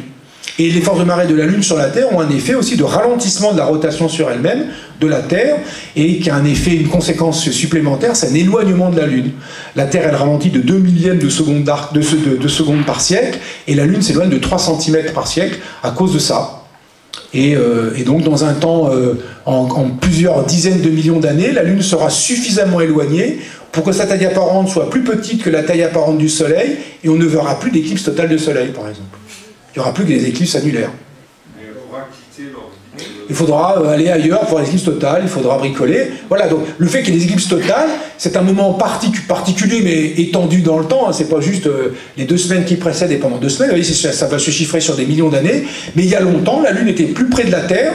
Il y avait des éclipses totales qui masquaient complètement le Soleil, où le Soleil avait une taille apparente plus petite que la Lune. Là, dans une période de la taille apparente de la Lune est en gros celle du Soleil. Alors évidemment, la distance termine varie un peu, des fois les éclipses annulaires quand même, puis il y a des éclipses qui sont d'une grandeur un peu supérieure, qui masquent complètement. Là, la dernière éclipse, elle avait une grandeur pratiquement égale à 1, on voyait très très bien le bord, un petit peu du bord du Soleil, on voyait très bien la couronne solaire, bien sûr, mais surtout les petites éruptions de surface du Soleil. Et puis dans plusieurs dizaines de millions d'années, alors j'ai plus la date, enfin pas la date, mais l'échelle de temps en tête, mais je crois que c'est plusieurs dizaines de millions d'années, et bien la taille apparente de la Lune sera telle, un peu plus petite, qu'on ne verra plus que des éclipses annulaires. Mais on peut imaginer que la Lune quitte l'orbite. Ça prendra du temps, c'est-à-dire que là il faut vraiment qu'elle s'éloigne encore bien plus. Bien sûr, ça prendra un temps bien plus considérable. Alors, j'ai pas l'idée de la valeur, mais un temps bien plus considérable. En plus qu'elle peut être perturbée, cette orbite, par la présence des planètes géantes, enfin, notamment Jupiter, comme planète géante. Même si elle a l'air assez lointaine, ça fait des perturbations, notamment sur l'orbite de la Terre. Ça sera irréversible. Ah oui, une fois qu'elle est partie, c'est fini. Ah oui, une fois que si la Lune devait partir, c'est fini. Mais ça sera dans longtemps. On a la Lune pour un certain temps, je pense. Et puis, dernière chose, pour conclure, cette histoire de temps élastique, hein, vous vous rappelez, quand ils descendent sur la planète de Miller, il y a Romilly qui nous dit 1 heure sur la planète de Miller, c'est comme 7 ans sur la Terre. Alors je ne vais pas épiloguer longuement là-dessus, il faudrait faire toute une discussion un peu technique, mais que je vais vous épargner, mais pour vous dire que, effectivement, ça marche. C'est-à-dire que les mesures de durée, la mesure de durée qui sépare deux événements, dépend du champ de pesanteur dans lequel vous êtes plongé. D'accord ? Une horloge au sol et une horloge en altitude, si on compare ces deux horloges identiques, qui normalement battent exactement la même seconde, si elles sont là, côte à côte, on les a synchronisées, puis on en prend une, on la met en altitude, eh bien, on va vous constater que les mesures de durée qu'elles vont effectuer vont être décalées, et que l'horloge au sol va retarder par rapport à l'horloge qui est en altitude. En altitude, ça veut dire, dans un champ, si on est newtonien, dans un champ de pesanteur plus faible, si on est einsteinien, dans une courbure plus faible. Et ça se démontre, et c'est même une des premières démonstrations qu'a fait Einstein en 1907, par des moyens assez rudimentaires. Il n'avait pas complètement élaboré sa théorie, mais il avait déjà imaginé que, avec son idée initiale, il y avait une conséquence sur les mesures de durée, qui ont été confirmées, ces conséquences, dès les années 1960, avec une expérience qu'on appelle l'expérience de Pound et Repka, qui ont vérifié que, en gros, une horloge en altitude, en l'occurrence, était mesurée, c'était dans des fréquences atomiques, et une horloge au sol, avec les mêmes atomes, mais 22 mètres plus bas, il y avait sur une tour dans le laboratoire où ils étaient, 22 mètres plus bas, l'horloge atomique en haut et l'horloge atomique en bas, elles avaient une très très légère différence qu'ils ont été capables de mesurer. Maintenant, les horloges atomiques dont nous disposons, les horloges les plus modernes, sont capables de mesurer des différences d'altitude par différence de mesure de durée, sont capables de mesurer des différences d'altitude qui sont de l'ordre du millimètre. Vous prenez une horloge et une autre qui est 1 millimètre au-dessus, on sait mesurer le décalage de durée mesurée. Évidemment, je ne dis pas c'est extraordinairement petit, hein, ça se chiffre en fractions de dixième, de milliardième de seconde, donc il faut des horloges un peu techniques, quoi, ça rigole pas. Mais on sait faire ça. Et donc on peut le faire, on peut même s'amuser à calculer, je vous ai fait dans ce petit diagramme pour conclure, enfin pratiquement pour conclure, ce sera l'avant-dernier plan je pense. Dans ce petit diagramme, horizontalement, la distance au centre de la Terre, donc à 6400 km, on est à la surface de la Terre, la partie marron, ça correspond à l'intérieur de la Terre. Et puis, verticalement, le décalage temporel en millionième de seconde par jour. En millionième de seconde par jour. Vous voyez, c'est des tout petits décalages tels que les a habituellement. Si on est en dessous de la ligne 0, vers le bas, c'est l'horloge dont on parle, elle va retarder par rapport à l'horloge orbitale retarde. Donc je vais prendre une horloge qui est en orbite, qui tourne autour de la Terre, et elle a deux sortes de décalages temporels qui peuvent se produire. Le premier, c'est dû au fait qu'elle est en altitude, on vient de l'évoquer, le fait qu'elle n'est pas à la même altitude que nous, que l'horloge au sol. Donc elle va, ça c'est la partie supérieure, l'horloge orbitale va avancer, et en plus elle se déplace par rapport à nous, elle se déplace à une vitesse qui est de l'ordre de 8, un peu moins, 7,9 km, 7,8 km par seconde. Et le fait qu'elle se déplace, ça induit aussi un autre décalage qui vient de la théorie de la relativité restreinte d'Einstein cette fois-ci. Et donc en rouge, c'est le décalage de mouvement, en vert, c'est le décalage dû à l'altitude, et en bleu, c'est la somme des deux décalages. Et on voit que, alors je vais placer quelques éléments, la Station Spatiale Internationale elle est ici, les horloges du réseau GPS sont ici, et là c'est un satellite en orbite géostationnaire. Alors je vais prendre les horloges de l'orbite du GPS. Parce qu'ils sont en orbite autour de la Terre à une vitesse qui n'est pas négligeable, ils ont un retard par rapport aux horloges terrestres de 5 millionièmes de seconde par jour, mais parce qu'ils sont en haute altitude, ils ont une avance de un peu moins de 50, 47 millionièmes de seconde par jour. Et que le final, 47 moins 5, ça fait 42 millionièmes de seconde par jour. Une horloge, les horloges du GPS, quand vous vous localisez sur la Terre, vous discutez avec ces horloges, votre récepteur GPS discute avec ces horloges pour vous localiser sur Terre. Et cette discussion se fait avec des horloges qui retardent par rapport à l'horloge terrestre de 42 millionièmes de seconde par jour. En 42 millionièmes de seconde, la lumière se déplace de 300 millions de mètres par seconde, donc elle se déplace de à peu près 12 km. Donc chaque jour, si vous ne corrigez pas cet effet, votre mesure de GPS qui était parfaite aujourd'hui, demain, elle vous déplace de 12 km. Vous comprenez que ça ne sert plus à rien, enfin, c'est plus une localisation, quoi. Autant recommencer comme les anciens avec les sextants et les machins. C'était mieux. Donc le GPS, s'il fonctionne, c'est pour une unique raison, c'est parce qu'on est capable de calculer ça et de corriger les horloges orbitales pour tenir compte de ces effets de la relativité générale d'Einstein et de sa relativité restreinte, les effets relativistes d'Einstein, et pour faire cette correction de sorte que ça indique la position, la bonne position tout le temps. Donc ces effets-là, ils sont très concrètement présents tous les jours. Dès qu'on sort un GPS, maintenant c'est un instrument pratiquement quotidien, enfin on s'en sert, ça peut servir assez régulièrement. Et tous les jours, il y a ça. Sauf que là, on parle de 42 millionièmes de seconde par jour, là où les camarades dans le film Interstellar, ils parlent de 1 heure, enfin de 7 ans pour 1 heure. 7 ans de décalage pour 1 heure sur la planète. Vous voyez que c'est pas la même chose. Les effets ne sont pas du même ordre. Alors ils ne sont pas du même ordre, pourquoi? D'abord parce qu'ils ont choisi de faire quelque chose d'un peu extrême dans le film, mais la valeur qu'ils proposent, elle est pertinente, elle est plausible, à condition que le trou noir soit dans des conditions un peu extrêmes. D'abord qu'il ait une masse importante, on l'a vu, et qu'on en soit assez proche, ce qui semble être le cas avec la planète 2001, mais aussi parce qu'il doit être en rotation, je passe complètement sur cette affaire-là, mais qu'il est en rotation très rapide sur lui-même. Il est en rotation, ce trou noir Gargantua, si rapide que sans doute ses parties extérieures, enfin la vitesse de sa surface, c'est pas une surface matérielle, et bien cette vitesse-là est de l'ordre un petit peu inférieur à celle de la vitesse de la lumière. Donc il est en rotation très rapide sur lui-même. Voilà le point. Et avec ces deux effets, sa masse et sa rotation très rapide sur lui-même, il est possible qu'il y ait un décalage de 1 heure sur la planète, 7 ans sur Terre. C'est possible, c'est énorme, mais c'est possible. Et du coup, le père qui passe quelques heures sur la planète, eh bien, se retrouve avec un décalage temporel avec sa fille qui est quelques heures, mais quelques fois 7 ans.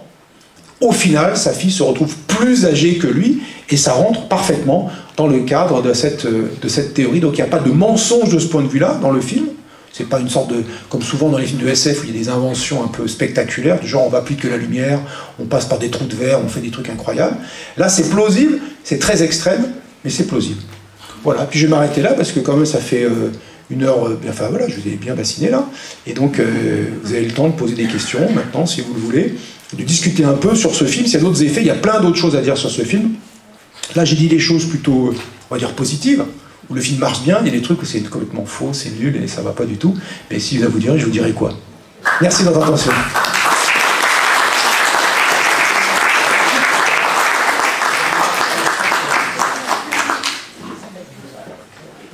Madame. Alors attends, est-ce que tu as réussi à refaire marcher le micro, Mathieu, ou pour faire passer le micro dans l'assistance? Bon, alors, il va falloir parler fort et j'essaie de répéter la question. La station mère. Attends, il y a une dame qui pose la question. Alors dites-moi. Je voulais juste savoir comment on explique justement le fait que comment physiquement il n'a pas vieilli. Ah ben lui, il a vieilli, mais de quelques heures. Et puis sa fille, elle a vieilli de 50 ans. Donc la vie a vieilli de 50 ans, elle était jeune, elle a 50 ans de plus, et lui, il a vieilli de quelques heures, essentiellement en quelques heures, personne n'a changé. En quelques heures, ça ne change pas, quoi. Je vous regarde demain, essentiellement, ça sera pareil, normalement. Mais je vous regarde dans 50 ans, il y aura un écart. Voilà, donc lui, effectivement, il a vieilli peu, parce qu'il s'est passé pour lui peu de temps, dans ce qu'on appelle son référentiel propre, il s'est passé peu de temps, une durée petite, qui a fait qu'il n'a pas beaucoup évolué.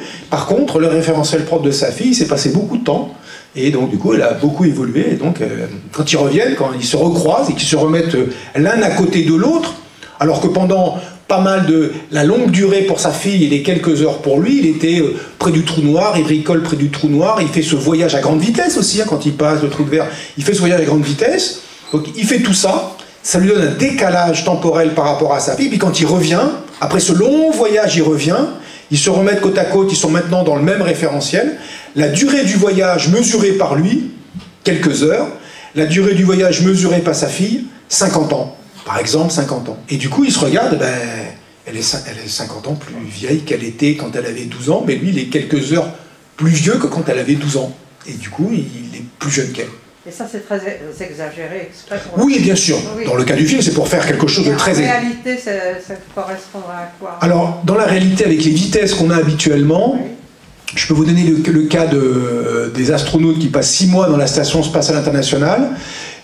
Ça a été testé d'ailleurs, enfin ça a été testé, pas pour cet effet-là, mais on pourrait comparer sur 2 jumeaux. Il y a 2 jumeaux américains dont l'un est resté au sol et l'autre était astronaute et est allé dans la Station Spatiale Internationale. Ils ont testé les différences, ça aussi physiologiques, c'est-à-dire quels sont les effets de l'impesanteur. Donc c'était pas des effets de durée et d'âge, évidemment. Mais ces 2 jumeaux, il y en a un qui a un quart d'heure plus jeune que l'autre, hein, typiquement, il y en a un qui est né un quart d'heure, disons, avant l'autre. Eh bien, il y a eu une différence. Celui qui est allé en orbite 6 mois et qui est redescendu, il a vécu un 50e de seconde de moins que celui qui est resté au sol. Vous voyez que si vous voulez le coup des crèmes rajeunissantes, c'est comme aller dans l'ISS pour rajeunir. Ça marche pas bien. L'ISS, elle n'est pas assez haute et pas assez rapide. Il faudrait être vraiment dans un champ de pesanteur très différent de celui de la Terre. Donc par exemple, voisiner un trou noir, ou avoir vécu dans un vaisseau dont les vitesses sont très grandes, ça veut dire très proches de celles de la lumière, pendant assez longtemps. Et ça, on ne sait pas le faire. Ce genre de vaisseau qui irait à une vitesse assez proche de celle de la lumière, on ne sait pas le faire. Les vaisseaux les plus rapides, ils vont 20 000 fois plus vite que la lumière. Les vaisseaux terrestres les plus rapides, ils vont typiquement 20 000 fois plus lentement que la lumière. Donc vous voyez que c'est pas beaucoup. Et il faudrait aller à 99% de la vitesse de la lumière pour que ça soit un effet un peu marquant, quoi. Vous partez, vous revenez, et vos petits-enfants ont votre âge. Ah là, vous dites, alors, mamie, elle est toujours là, et alors les enfants? Bon, ben, pour faire ça, il faudrait monter dans un vaisseau un peu tonique. On n'a pas ce genre de vaisseau. Ou alors, en plus, aller bricoler autour d'un trou noir. Ça aiderait. Mais juste le vaisseau, ça suffirait, juste le mouvement. Mais les vitesses et les champs de pesanteur habituels sont si faibles, finalement, que les effets sont microscopiques. Donc voilà, vous voyez, même dans les vaisseaux, enfin dans les vaisseaux en orbite, dans les satellites en orbite, ça se chiffre en millionièmes, en quelques dizaines de millionièmes de secondes par jour, les décalages. Donc c'est très petit. Les horloges atomiques savent mesurer ça sans aucun problème. Et je vous l'ai dit, il faut en tenir compte, sinon le GPS, ça ne marche pas. C'est pas un truc qu'on fait si on veut. C'est-à-dire, on ne tient pas compte de ces corrections qui ont l'air très faibles et qui sont issues de ces théories d'Einstein. Le GPS, il marche pas. Le lendemain, il vous met 12 km à côté de là où vous êtes réellement. Et le lendemain, encore 12. Donc vous voyez que ça part vite en banane. Enfin, ça va pas du tout. Donc il faut absolument en tenir compte. C'est un effet qu'on peut presque qualifier, je le disais tout à l'heure, maintenant disons, quotidien. On utilise, disons, assez souvent des GPS, des trucs pour se géolocaliser. Même dès qu'on s'en sort son Google Maps et son machin, il vous géolocalise, hein, et donc il y a tout un système qui vous dit, bah, vous êtes là, mais il vous dit où vous êtes dans la rue et vous pouvez suivre, et à gauche, tourne à droite. Mais si vous êtes à 12 km d'écart, vous comprenez que même à 10 mètres, même à 10 mètres, c'est la merde, et vous n'êtes pas sur la bonne voie d'autoroute, vous n'êtes pas sur la bonne rue, enfin. Et donc cette précision de localisation, elle est due au fait qu'on est capable d'avoir ces corrections, qu'on doit mettre ces corrections. Si vous dites qu'on est capable de gérer ça, il peut aussi y avoir des phénomènes qui fassent qu'on fasse dérailler. Ah ben bien sûr, si les satellites... L'ensemble Je rappelle que le réseau GPS, alors on parle de GPS pour parler de géolocalisation par satellite, en fait le GPS c'est le réseau américain, le réseau européen, pas français, le réseau européen c'est Galileo, il y a le réseau Beidou chinois, et il y a un réseau russe dont j'oublie le nom. Mais il ne faut pas oublier, le réseau GPS américain, il était fait pour qui? Pour les Américains, mais parmi les Américains, pour les militaires américains. Le GPS c'est un réseau militaire et qui a été distribué aux civils gracieusement avec un prix. On vous dégrade la précision, on vous situe un peu moins bien, mais suffisamment pour qu'on s'en serve, mais un peu moins bien que ce que nous on sait faire pour nos militaires. Et 2, c'est une propriété américaine. Si je veux le couper, je le coupe et démerdez-vous. Et vous comprenez pourquoi les Chinois, les Russes, les Européens se sont dit ben, on va se faire notre propre réseau parce que on ne sait jamais. D'accord? Donc voilà, il faut réaliser ça. Et donc le GPS, il a été fait pour ce qu'il fait, il le fait bien. Et puis il y en a d'autres parce que voilà, c'est plus sûr. Il vaut mieux avoir son propre réseau, parce que vous comprenez, après, il y a des raisons très concrètement de défense, de milli, hein, qui font que c'est utile pour plein de choses.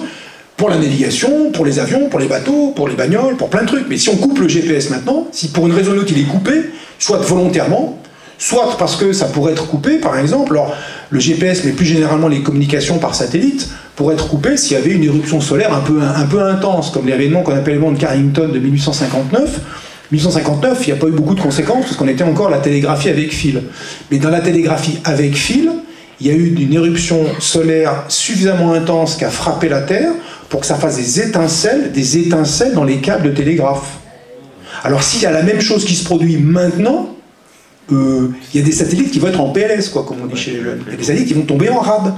Il y a des systèmes de communication au sol qui vont tomber en rade.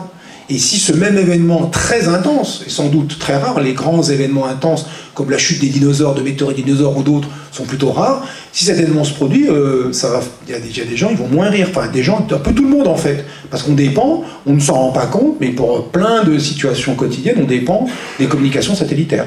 Même des choses qui semblent anodines, hein, comme se repérer dans l'espace et le temps avec le GPS, par exemple. Enfin, le GPS. Les systèmes de géolocalisation par satellite, les GNSS. Les systèmes de géolocalisation par satellite, que ce soit GPS, Beidou, enfin nous en France c'est plutôt Galileo qu'on utilise. Donc oui, bien sûr, ça peut tomber en panne. Alors c'est pour ça qu'il y a aussi plein de satellites, hein. Il n'y a pas un satellite pour les GPS, non. Il en faut au moins 4 d'abord, il faut voir au moins 4 satellites, et puis ensuite il y en a plein. Dites-moi. Moi c'est pas tant sur le film en fait, c'est ce que vous disiez tout à l'heure, sur le système de réflexion des étoiles ou de constellations qui vont se réfléchir sur le disque du trou noir. Je voulais savoir, est-ce que c'est un effet d'optique, ou est-ce que si je vais sur ces deux constellations, c'est-à-dire la première et la deuxième, je vais retrouver les mêmes sources de chaleur, c'est-à-dire sur la deuxième, je vais vraiment ressentir la lumière et la chaleur de la deuxième, et sur la troisième... Alors je ne suis pas sûr de bien comprendre votre question, mais l'idée c'est quand même que, effectivement, c'est un effet d'optique, au ce sens que la lumière se propage dans l'espace, mais que si cet espace est déformé, je veux dire dans l'espace-temps, on se propage toujours dans l'espace et dans le temps. Il faut toujours une certaine durée pour faire un voyage.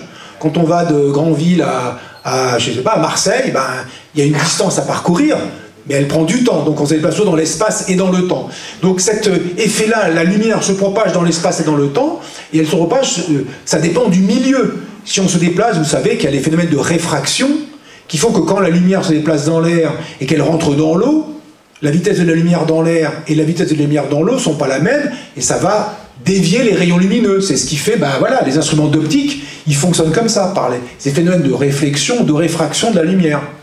Et puis, il y a des phénomènes qu'on ignorait jusqu'à Einstein, qui sont simplement le fait que la trame même de l'espace-temps, la géométrie de l'espace-temps peut être modifiée par la présence de masse, et que ça va dévier la lumière qui va changer de direction, parce que c'est un peu courbé, un peu comme si vous vous déplacez, et puis vous êtes obligé de suivre un peu la courbe du terrain, de toute façon, pour vous déplacer. Et bien là, c'est un peu ça pour la lumière, elle est obligée de suivre un peu la courbure de l'espace-temps imposée par la distribution des masses qu'elle croise. Donc c'est un effet, oui, on pourrait dire d'optique, et cet effet, il est valable pour tout le temps, de tout endroit. C'est-à-dire que si on regarde d'ici, là-bas ou ailleurs, et qu'on voit le trou noir, et la déformation qui sera imposée par le trou noir, les étoiles d'arrière-plan ne seront pas les mêmes. Si je suis ici, ou si je suis sur une étoile une planète autre que la Terre autour du Soleil, mais sur une planète autour d'une autre étoile que le Soleil, je verrai des déformations sur des constellations. Les déformations, ça ne sera pas les mêmes constellations, mais ce sera le même type de déformation. On va prendre la caractéristique de la première étoile, où elle va prendre de la chaleur aussi. Non, là, parce que cette question de chaleur, alors déjà, pour les questions des étoiles, il faut réaliser que les étoiles n'envoient pas de chaleur. On a tendance à dire on reçoit de la chaleur du Soleil, parce que bien sûr, quand vous êtes au Soleil, vous avez chaud. Mais en fait, on ne reçoit pas de la chaleur du Soleil, on reçoit de la lumière. On reçoit de la lumière du Soleil, et c'est votre corps, par les habits, votre peau, et éventuellement votre environnement, qui absorbe une partie de cette lumière, ou la diffuse, la renvoie. Quand je vois votre veston qui est rouge, c'est que la lumière est renvoyée plutôt rouge par votre veston, mais tout ce qui n'est pas rouge, elle est absorbée par votre veston. Et du coup, votre veston, il est chauffé par la lumière qu'il absorbe. Donc en fait, cette question-là de chaleur, il n'y a pas besoin d'en tenir compte, tout simplement parce qu'on a déjà parlé de la lumière qui est déviée de la même façon pour tout le monde, et que cette lumière, c'est elle qui, absorbée par votre corps, va chauffer votre corps, par exemple. La fraction qui est absorbée. Donc vous voyez que la question de chaleur n'est pas pertinente dans ce cas-là. Certains disent qu'il peut y avoir deux planètes, par exemple, qui vivent... Il peut y avoir des... Deux planètes, c'est-à-dire qu'il peut y avoir deux planètes qui vont vivre... Enfin, la même planète peut être une copie, et il peut y avoir... Ah oui, mais alors là, ça on est dans l'imagination. Oui, non, on peut imaginer ce qu'on veut. C'est dans des films de science-fiction, il y a des planètes pareilles, miroirs, enfin, il y a plein de choses. Les multivers, oui, oui, je vois le genre. Mais ça, c'est, on va dire qu'on est dans l'imagination spéculative. Voilà. Mais sans être désagréable, hein, juste, c'est l'imagination et c'est de la spéculation. Voilà. Madame. Ah oui, attendez, André. Ouais. Bah, monsieur, André, il avait dit une question tout à l'heure, on va le dire maintenant. On prendra madame. Non, pour l'horloge, on revient à l'horloge, lorsqu'on envoie des sondes très très loin, est-ce qu'on peut mesurer? Bien sûr, bien sûr, ça s'est mesuré, bien sûr. Dans le cas de la sonde Cassini, dans son trajectoire vers Saturne, elle est passée à un moment donné près du Soleil, et donc on a mesuré les délais d'arrivée. Et à la distance qu'elle était, on s'attendait à ce qu'il y ait un délai qu'on pouvait calculer. On dit la distance divisée par la vitesse de la lumière. Et en fait, comme elle était très près du Soleil, elle a mis une distance un peu plus longue parce que le rayonnement radio a été dévié par la présence du Soleil. Et ça a mis un peu plus de temps. Et on a calculé combien ça aurait dû mettre si on n'avait pas tenu de compte de correction. On a pu mesurer combien ça a mis en réalité, et c'était parfaitement raccord avec, une fois, avec Einstein. Donc pour les sondes lointaines, on est obligé de... Quand elles passent près du Soleil, on est obligé de tenir compte d'un certain nombre d'effets relativistes, notamment, alors ça c'est vrai aussi pour les sondes qui passent au voisinage du Soleil, où la gravité est plus importante. Alors même très concrètement, dans le cas de la théorie d'Einstein, une deuxième conséquence, première conséquence qu'on a discuté, la déviation des rayons lumineux. Deuxième conséquence, c'est ce qui s'appelle l'avance du périhélie de Mercure. Mercure a une orbite elliptique autour du Soleil, comme toutes les planètes, et le périhélie, c'est le point de l'ellipse où la planète est au plus proche du Soleil. Ce périhélie de Mercure, il ne se produit pas toujours au même endroit. Il tourne un petit peu avec le temps. Alors on peut calculer cette rotation-là, parce que le Soleil n'est pas exactement sphérique, parce qu'il y a les perturbations de Jupiter, il y a tout un tas de petits effets qu'on peut calculer, qui sont un peu chiants à calculer, et puis on dit, ben voilà, le périhélie de Mercure, je suis d'accord, il doit bien effectivement tourner lentement de 543 secondes d'arc par siècle. Et on mesure 572 secondes d'arc par siècle. Il y a un tout petit écart. Bon. Alors ils bricolent avec Newton, on bricole, et puis on n'arrive pas à expliquer ça.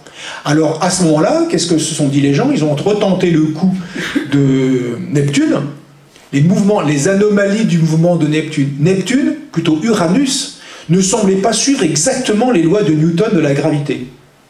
Qui marchaient pourtant vachement bien avec la Terre, la Lune, tout ça. Et donc qu'a fait pas Lavoisier, Urbain Le Verrier, merci. Qu'a fait Le Verrier, et d'autres, hein, il y a aussi l'anglais, là, mais lui on l'a oublié parce que c'était un anglais. C'est un anglais. Ça a fighté à l'époque, ça a chié. Hein. Donc Le Verrier, il fait le calcul, il se dit, non mais, s'il y a une planète au-delà d'Uranus, et que son orbite est comme ci, comme ça, alors je peux rendre compte des anomalies, enfin du fait que Uranus, ça tombe pas pile comme Newton dirait, avec Soleil, Uranus, et puis éventuellement perturbé par Jupiter. Il fait le calcul pour cette planète, et puis il y a un astronome allemand qui s'appelle Johann Galle, qui observe à l'endroit, alors ce calcul de Le Verrier dit, bah du coup, la planète mystère, elle doit être dans le ciel, dans cette région-là, en donnant une position.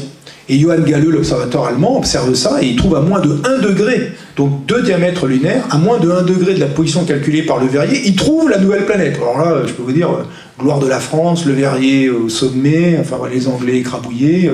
Ils voulaient même l'appeler la planète Le Verrier. Bon, mais on dit non, il ne faut quand même pas déconner. Le Verrier était un astronome, paraît-il, très arrogant et très pénible, mais on dit non, il ne faut pas déconner, on va donner Uranus, Neptune, ben, on va l'appeler Neptune, voilà, ça va être le nom. Et donc c'est comme ça qu'on a découvert Neptune. Donc dans le cas de l'anomalie de mouvement, si j'ose dire, de Mercure, ce périhélie de Mercure qui n'est pas pile comme on calcule, qui bouge un peu plus vite que ce qu'on calcule, ben on s'est dit, ah ben évidemment, il y a une autre planète à l'intérieur de l'orbite de Neptune, d'ailleurs on va l'appeler Vulcain, donc le nom était tout de suite trouvé avant même qu'on la découvre, et puis c'est elle qui perturbe Mercure, et basta, l'affaire est réglée. On calcule l'orbite de Vulcain, blablabla, on n'observe pas de Vulcain. Ouais, on va regarder, on n'observe pas de Vulcain. Donc ça marchait moins bien le coup, là. Le même coup, ça marchait pas bien. Et en fait, Einstein, première application qu'il fait de sa nouvelle théorie de la gravitation, il l'applique à la déviation de la lumière, et il l'applique à la perturbation de l'orbite de Mercure. Et il trouve directement la bonne valeur, alors en tenant compte bien sûr des corrections apportées habituellement, et le petit supplément qui est dû à des corrections dues au fait que Mercure étant assez proche du Soleil, ben la gravité du Soleil, c'est pas comme dirait Newton. Parce que le Soleil n'est pas un trou noir, bien sûr, Mercure est une petite planète, blablabla, mais la petite correction que ça apporte, ça tombait pile sur le truc. Et donc ça a été réglé, le problème a été réglé par une nouvelle théorie dans cette situation. Il a fallu une théorie plus générale. Et c'est là où on s'est rendu compte que la théorie de Newton de la gravitation était une bonne théorie. On peut faire bien des choses avec ça et on s'en contente dans bien des situations. Mais que si on veut la théorie la plus générale, qui englobe celle de Newton comme un cas particulier, si on veut traiter des champs de gravitation intenses, si on veut traiter des vitesses qui sont proches de la vitesse de la lumière, alors c'est celle de Einstein qu'il faut utiliser. Celle de Newton, elle est plus pertinente. Voilà. Madame. Je voulais juste savoir ce qu'était un trou de verre. Un trou de verre, eh ben, c'est une déformation de l'espace-temps, disons, comme un trou noir, qui est une déformation de l'espace-temps, mais cette fois-ci, on peut rentrer, il y a un truc où on rentre et il y a un truc où on sort. Donc là, j'ai dit, les équations d'Einstein, c'est géométrie égale distribution de matière. Donc en général, ce qu'on fait, c'est qu'on connaît la distribution de matière. On dit, il y a le Soleil, il y a Jupiter, et puis avec ça, on essaie de se débrouiller pour calculer les orbites des planètes, par exemple.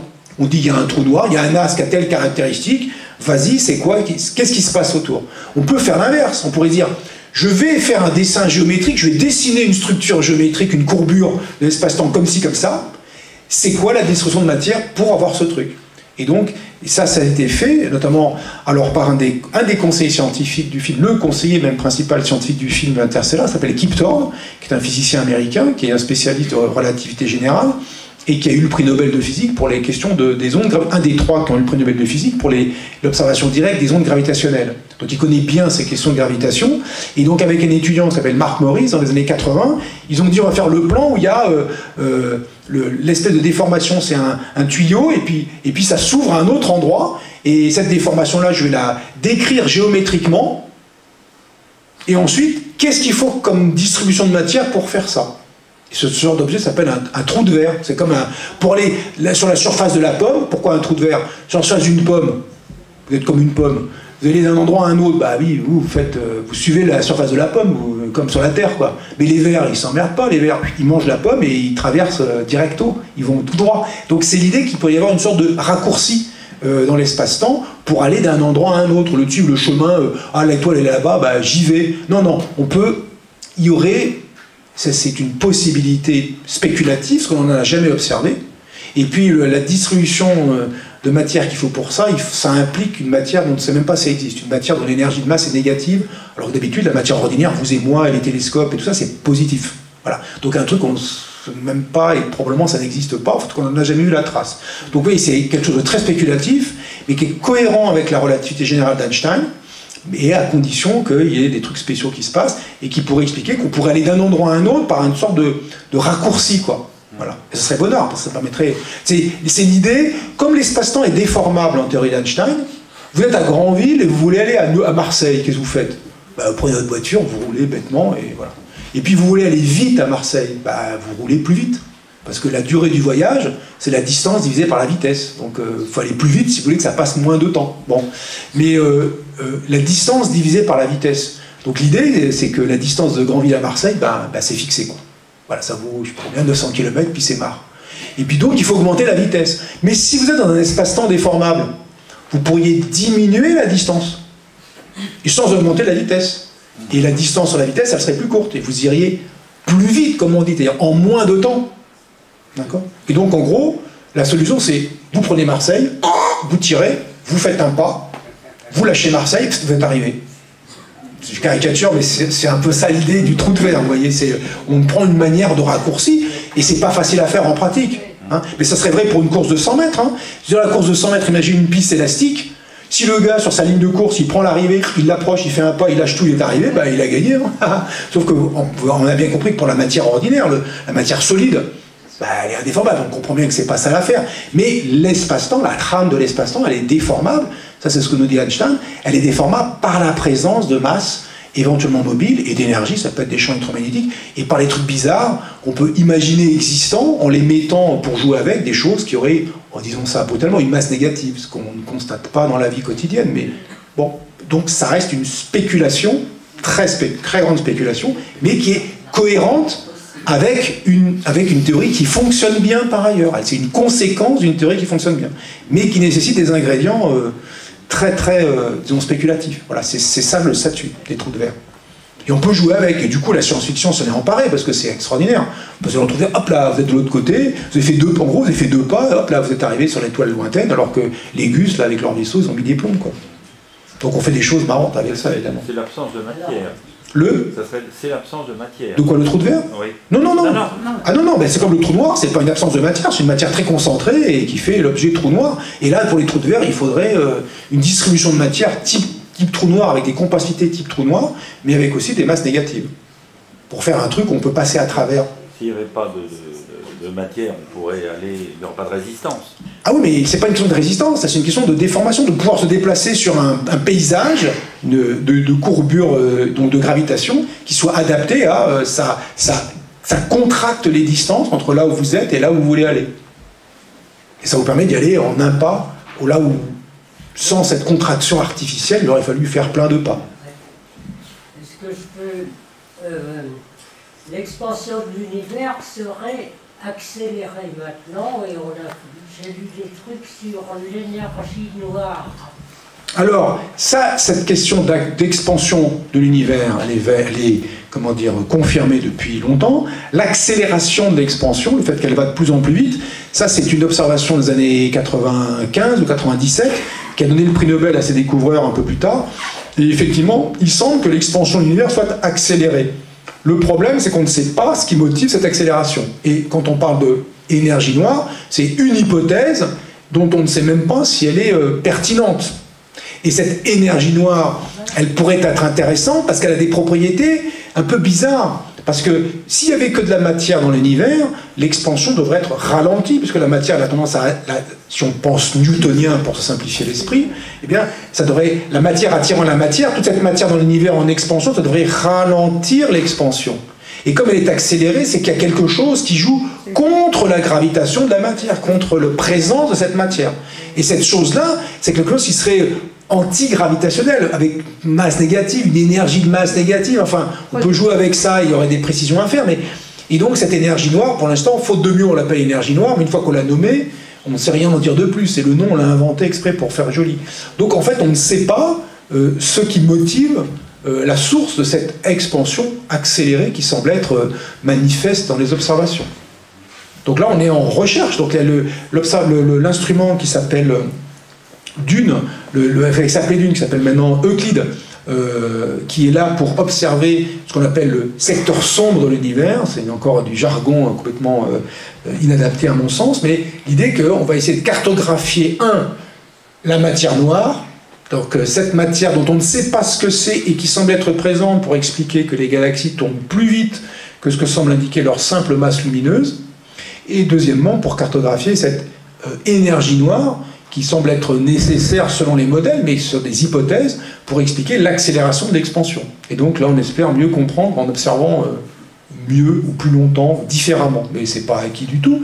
Et en tout cas, il y a cet observatoire, dont je vous incite à suivre les évolutions et les publications, qui s'appelle Euclide, un observatoire spatial. Oui.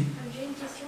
C'est quoi la différence entre la relativité générale et la relativité restreinte? Alors, la relativité restreinte, c'est une théorie de l'espace et du temps, on dit même maintenant de l'espace-temps, parce qu'on montre que ces deux entités doivent être assemblées ensemble dans une seule structure, et c'est une théorie du mouvement.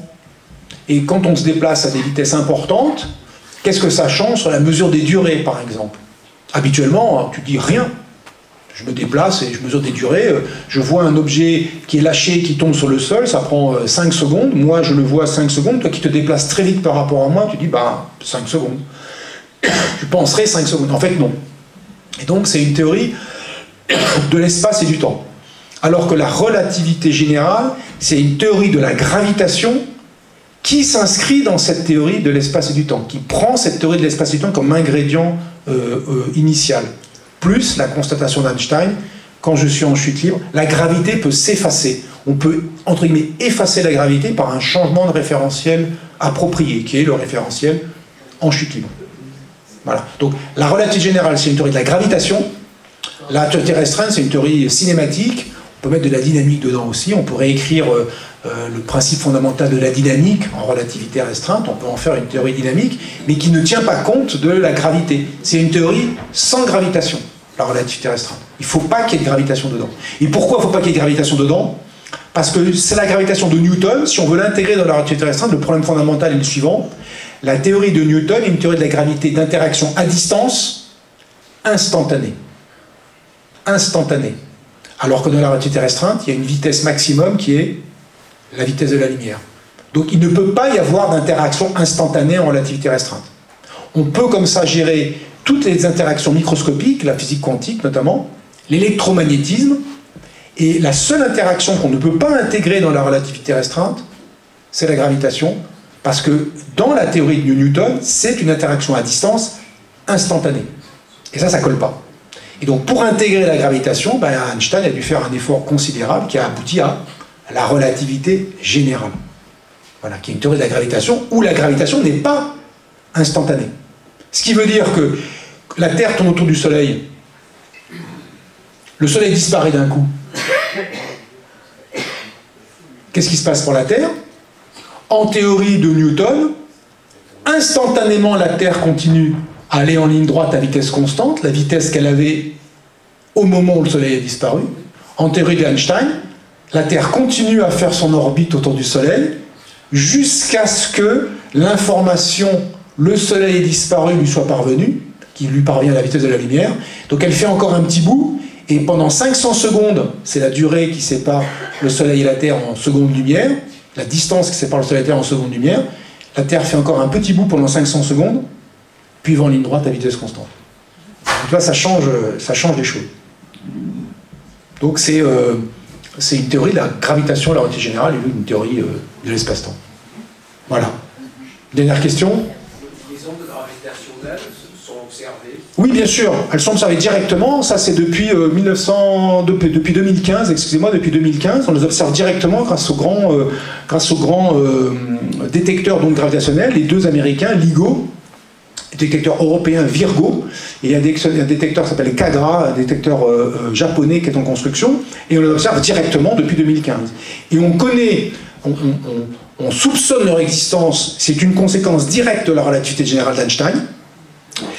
On en a vu des effets indirects dans les années 1992, des effets indirects où on s'est dit, bah là, ça rend bien compte, les ondes gravitationnelles rendent bien compte de ce phénomène, et ça marche très bien.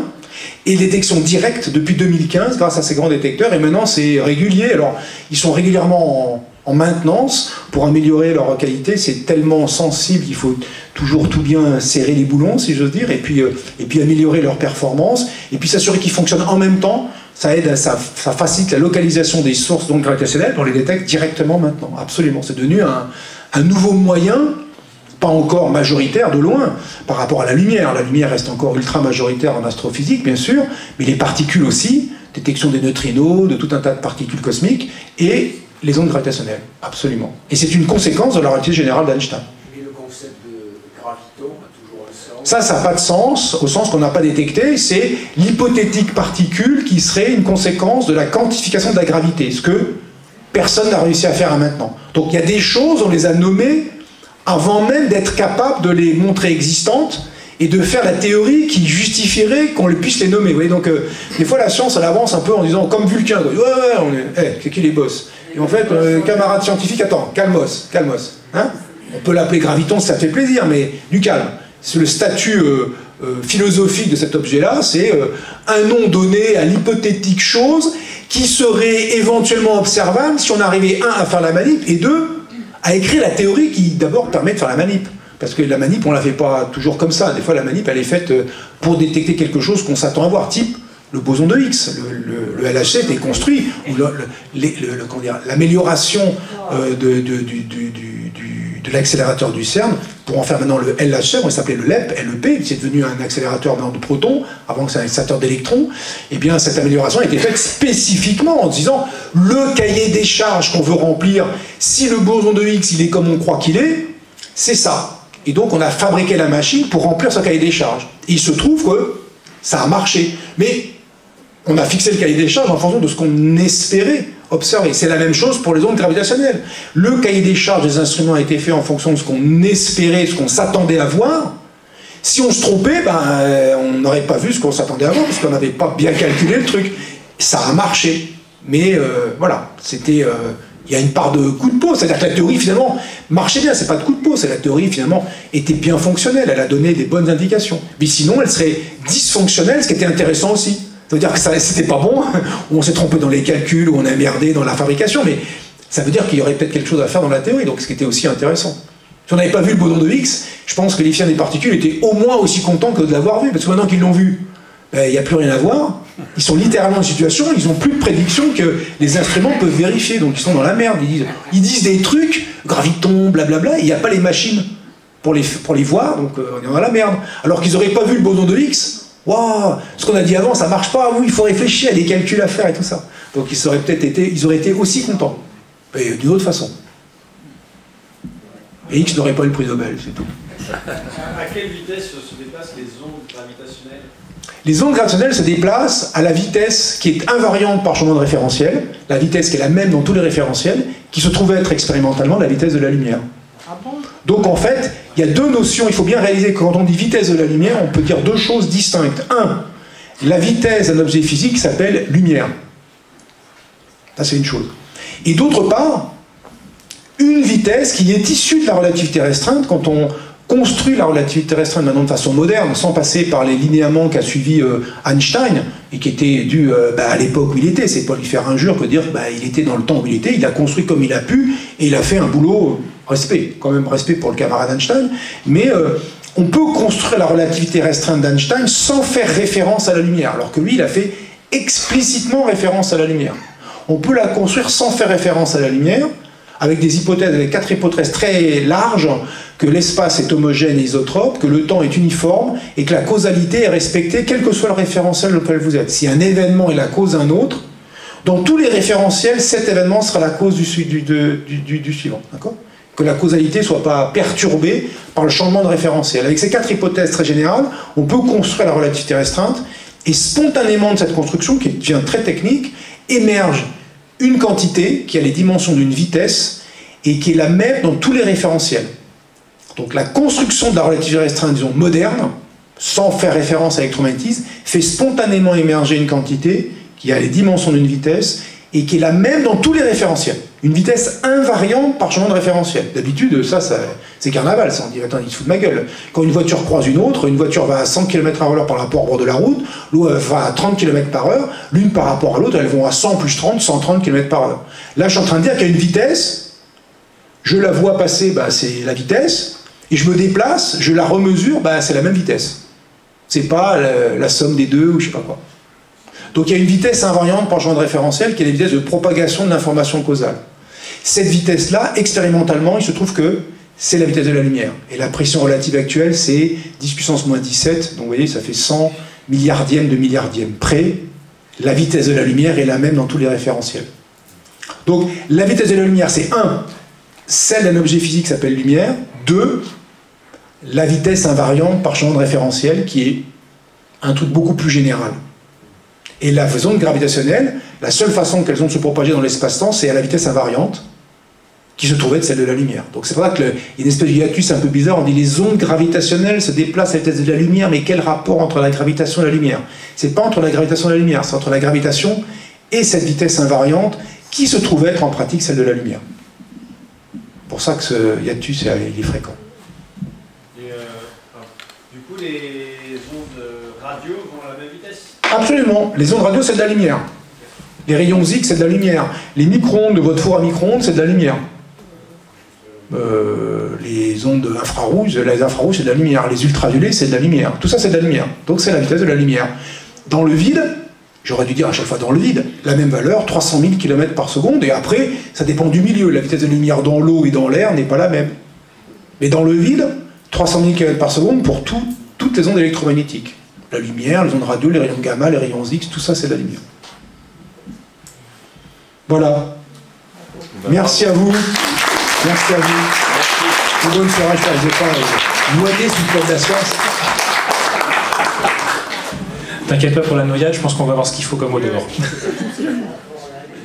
Donc, merci encore Roland.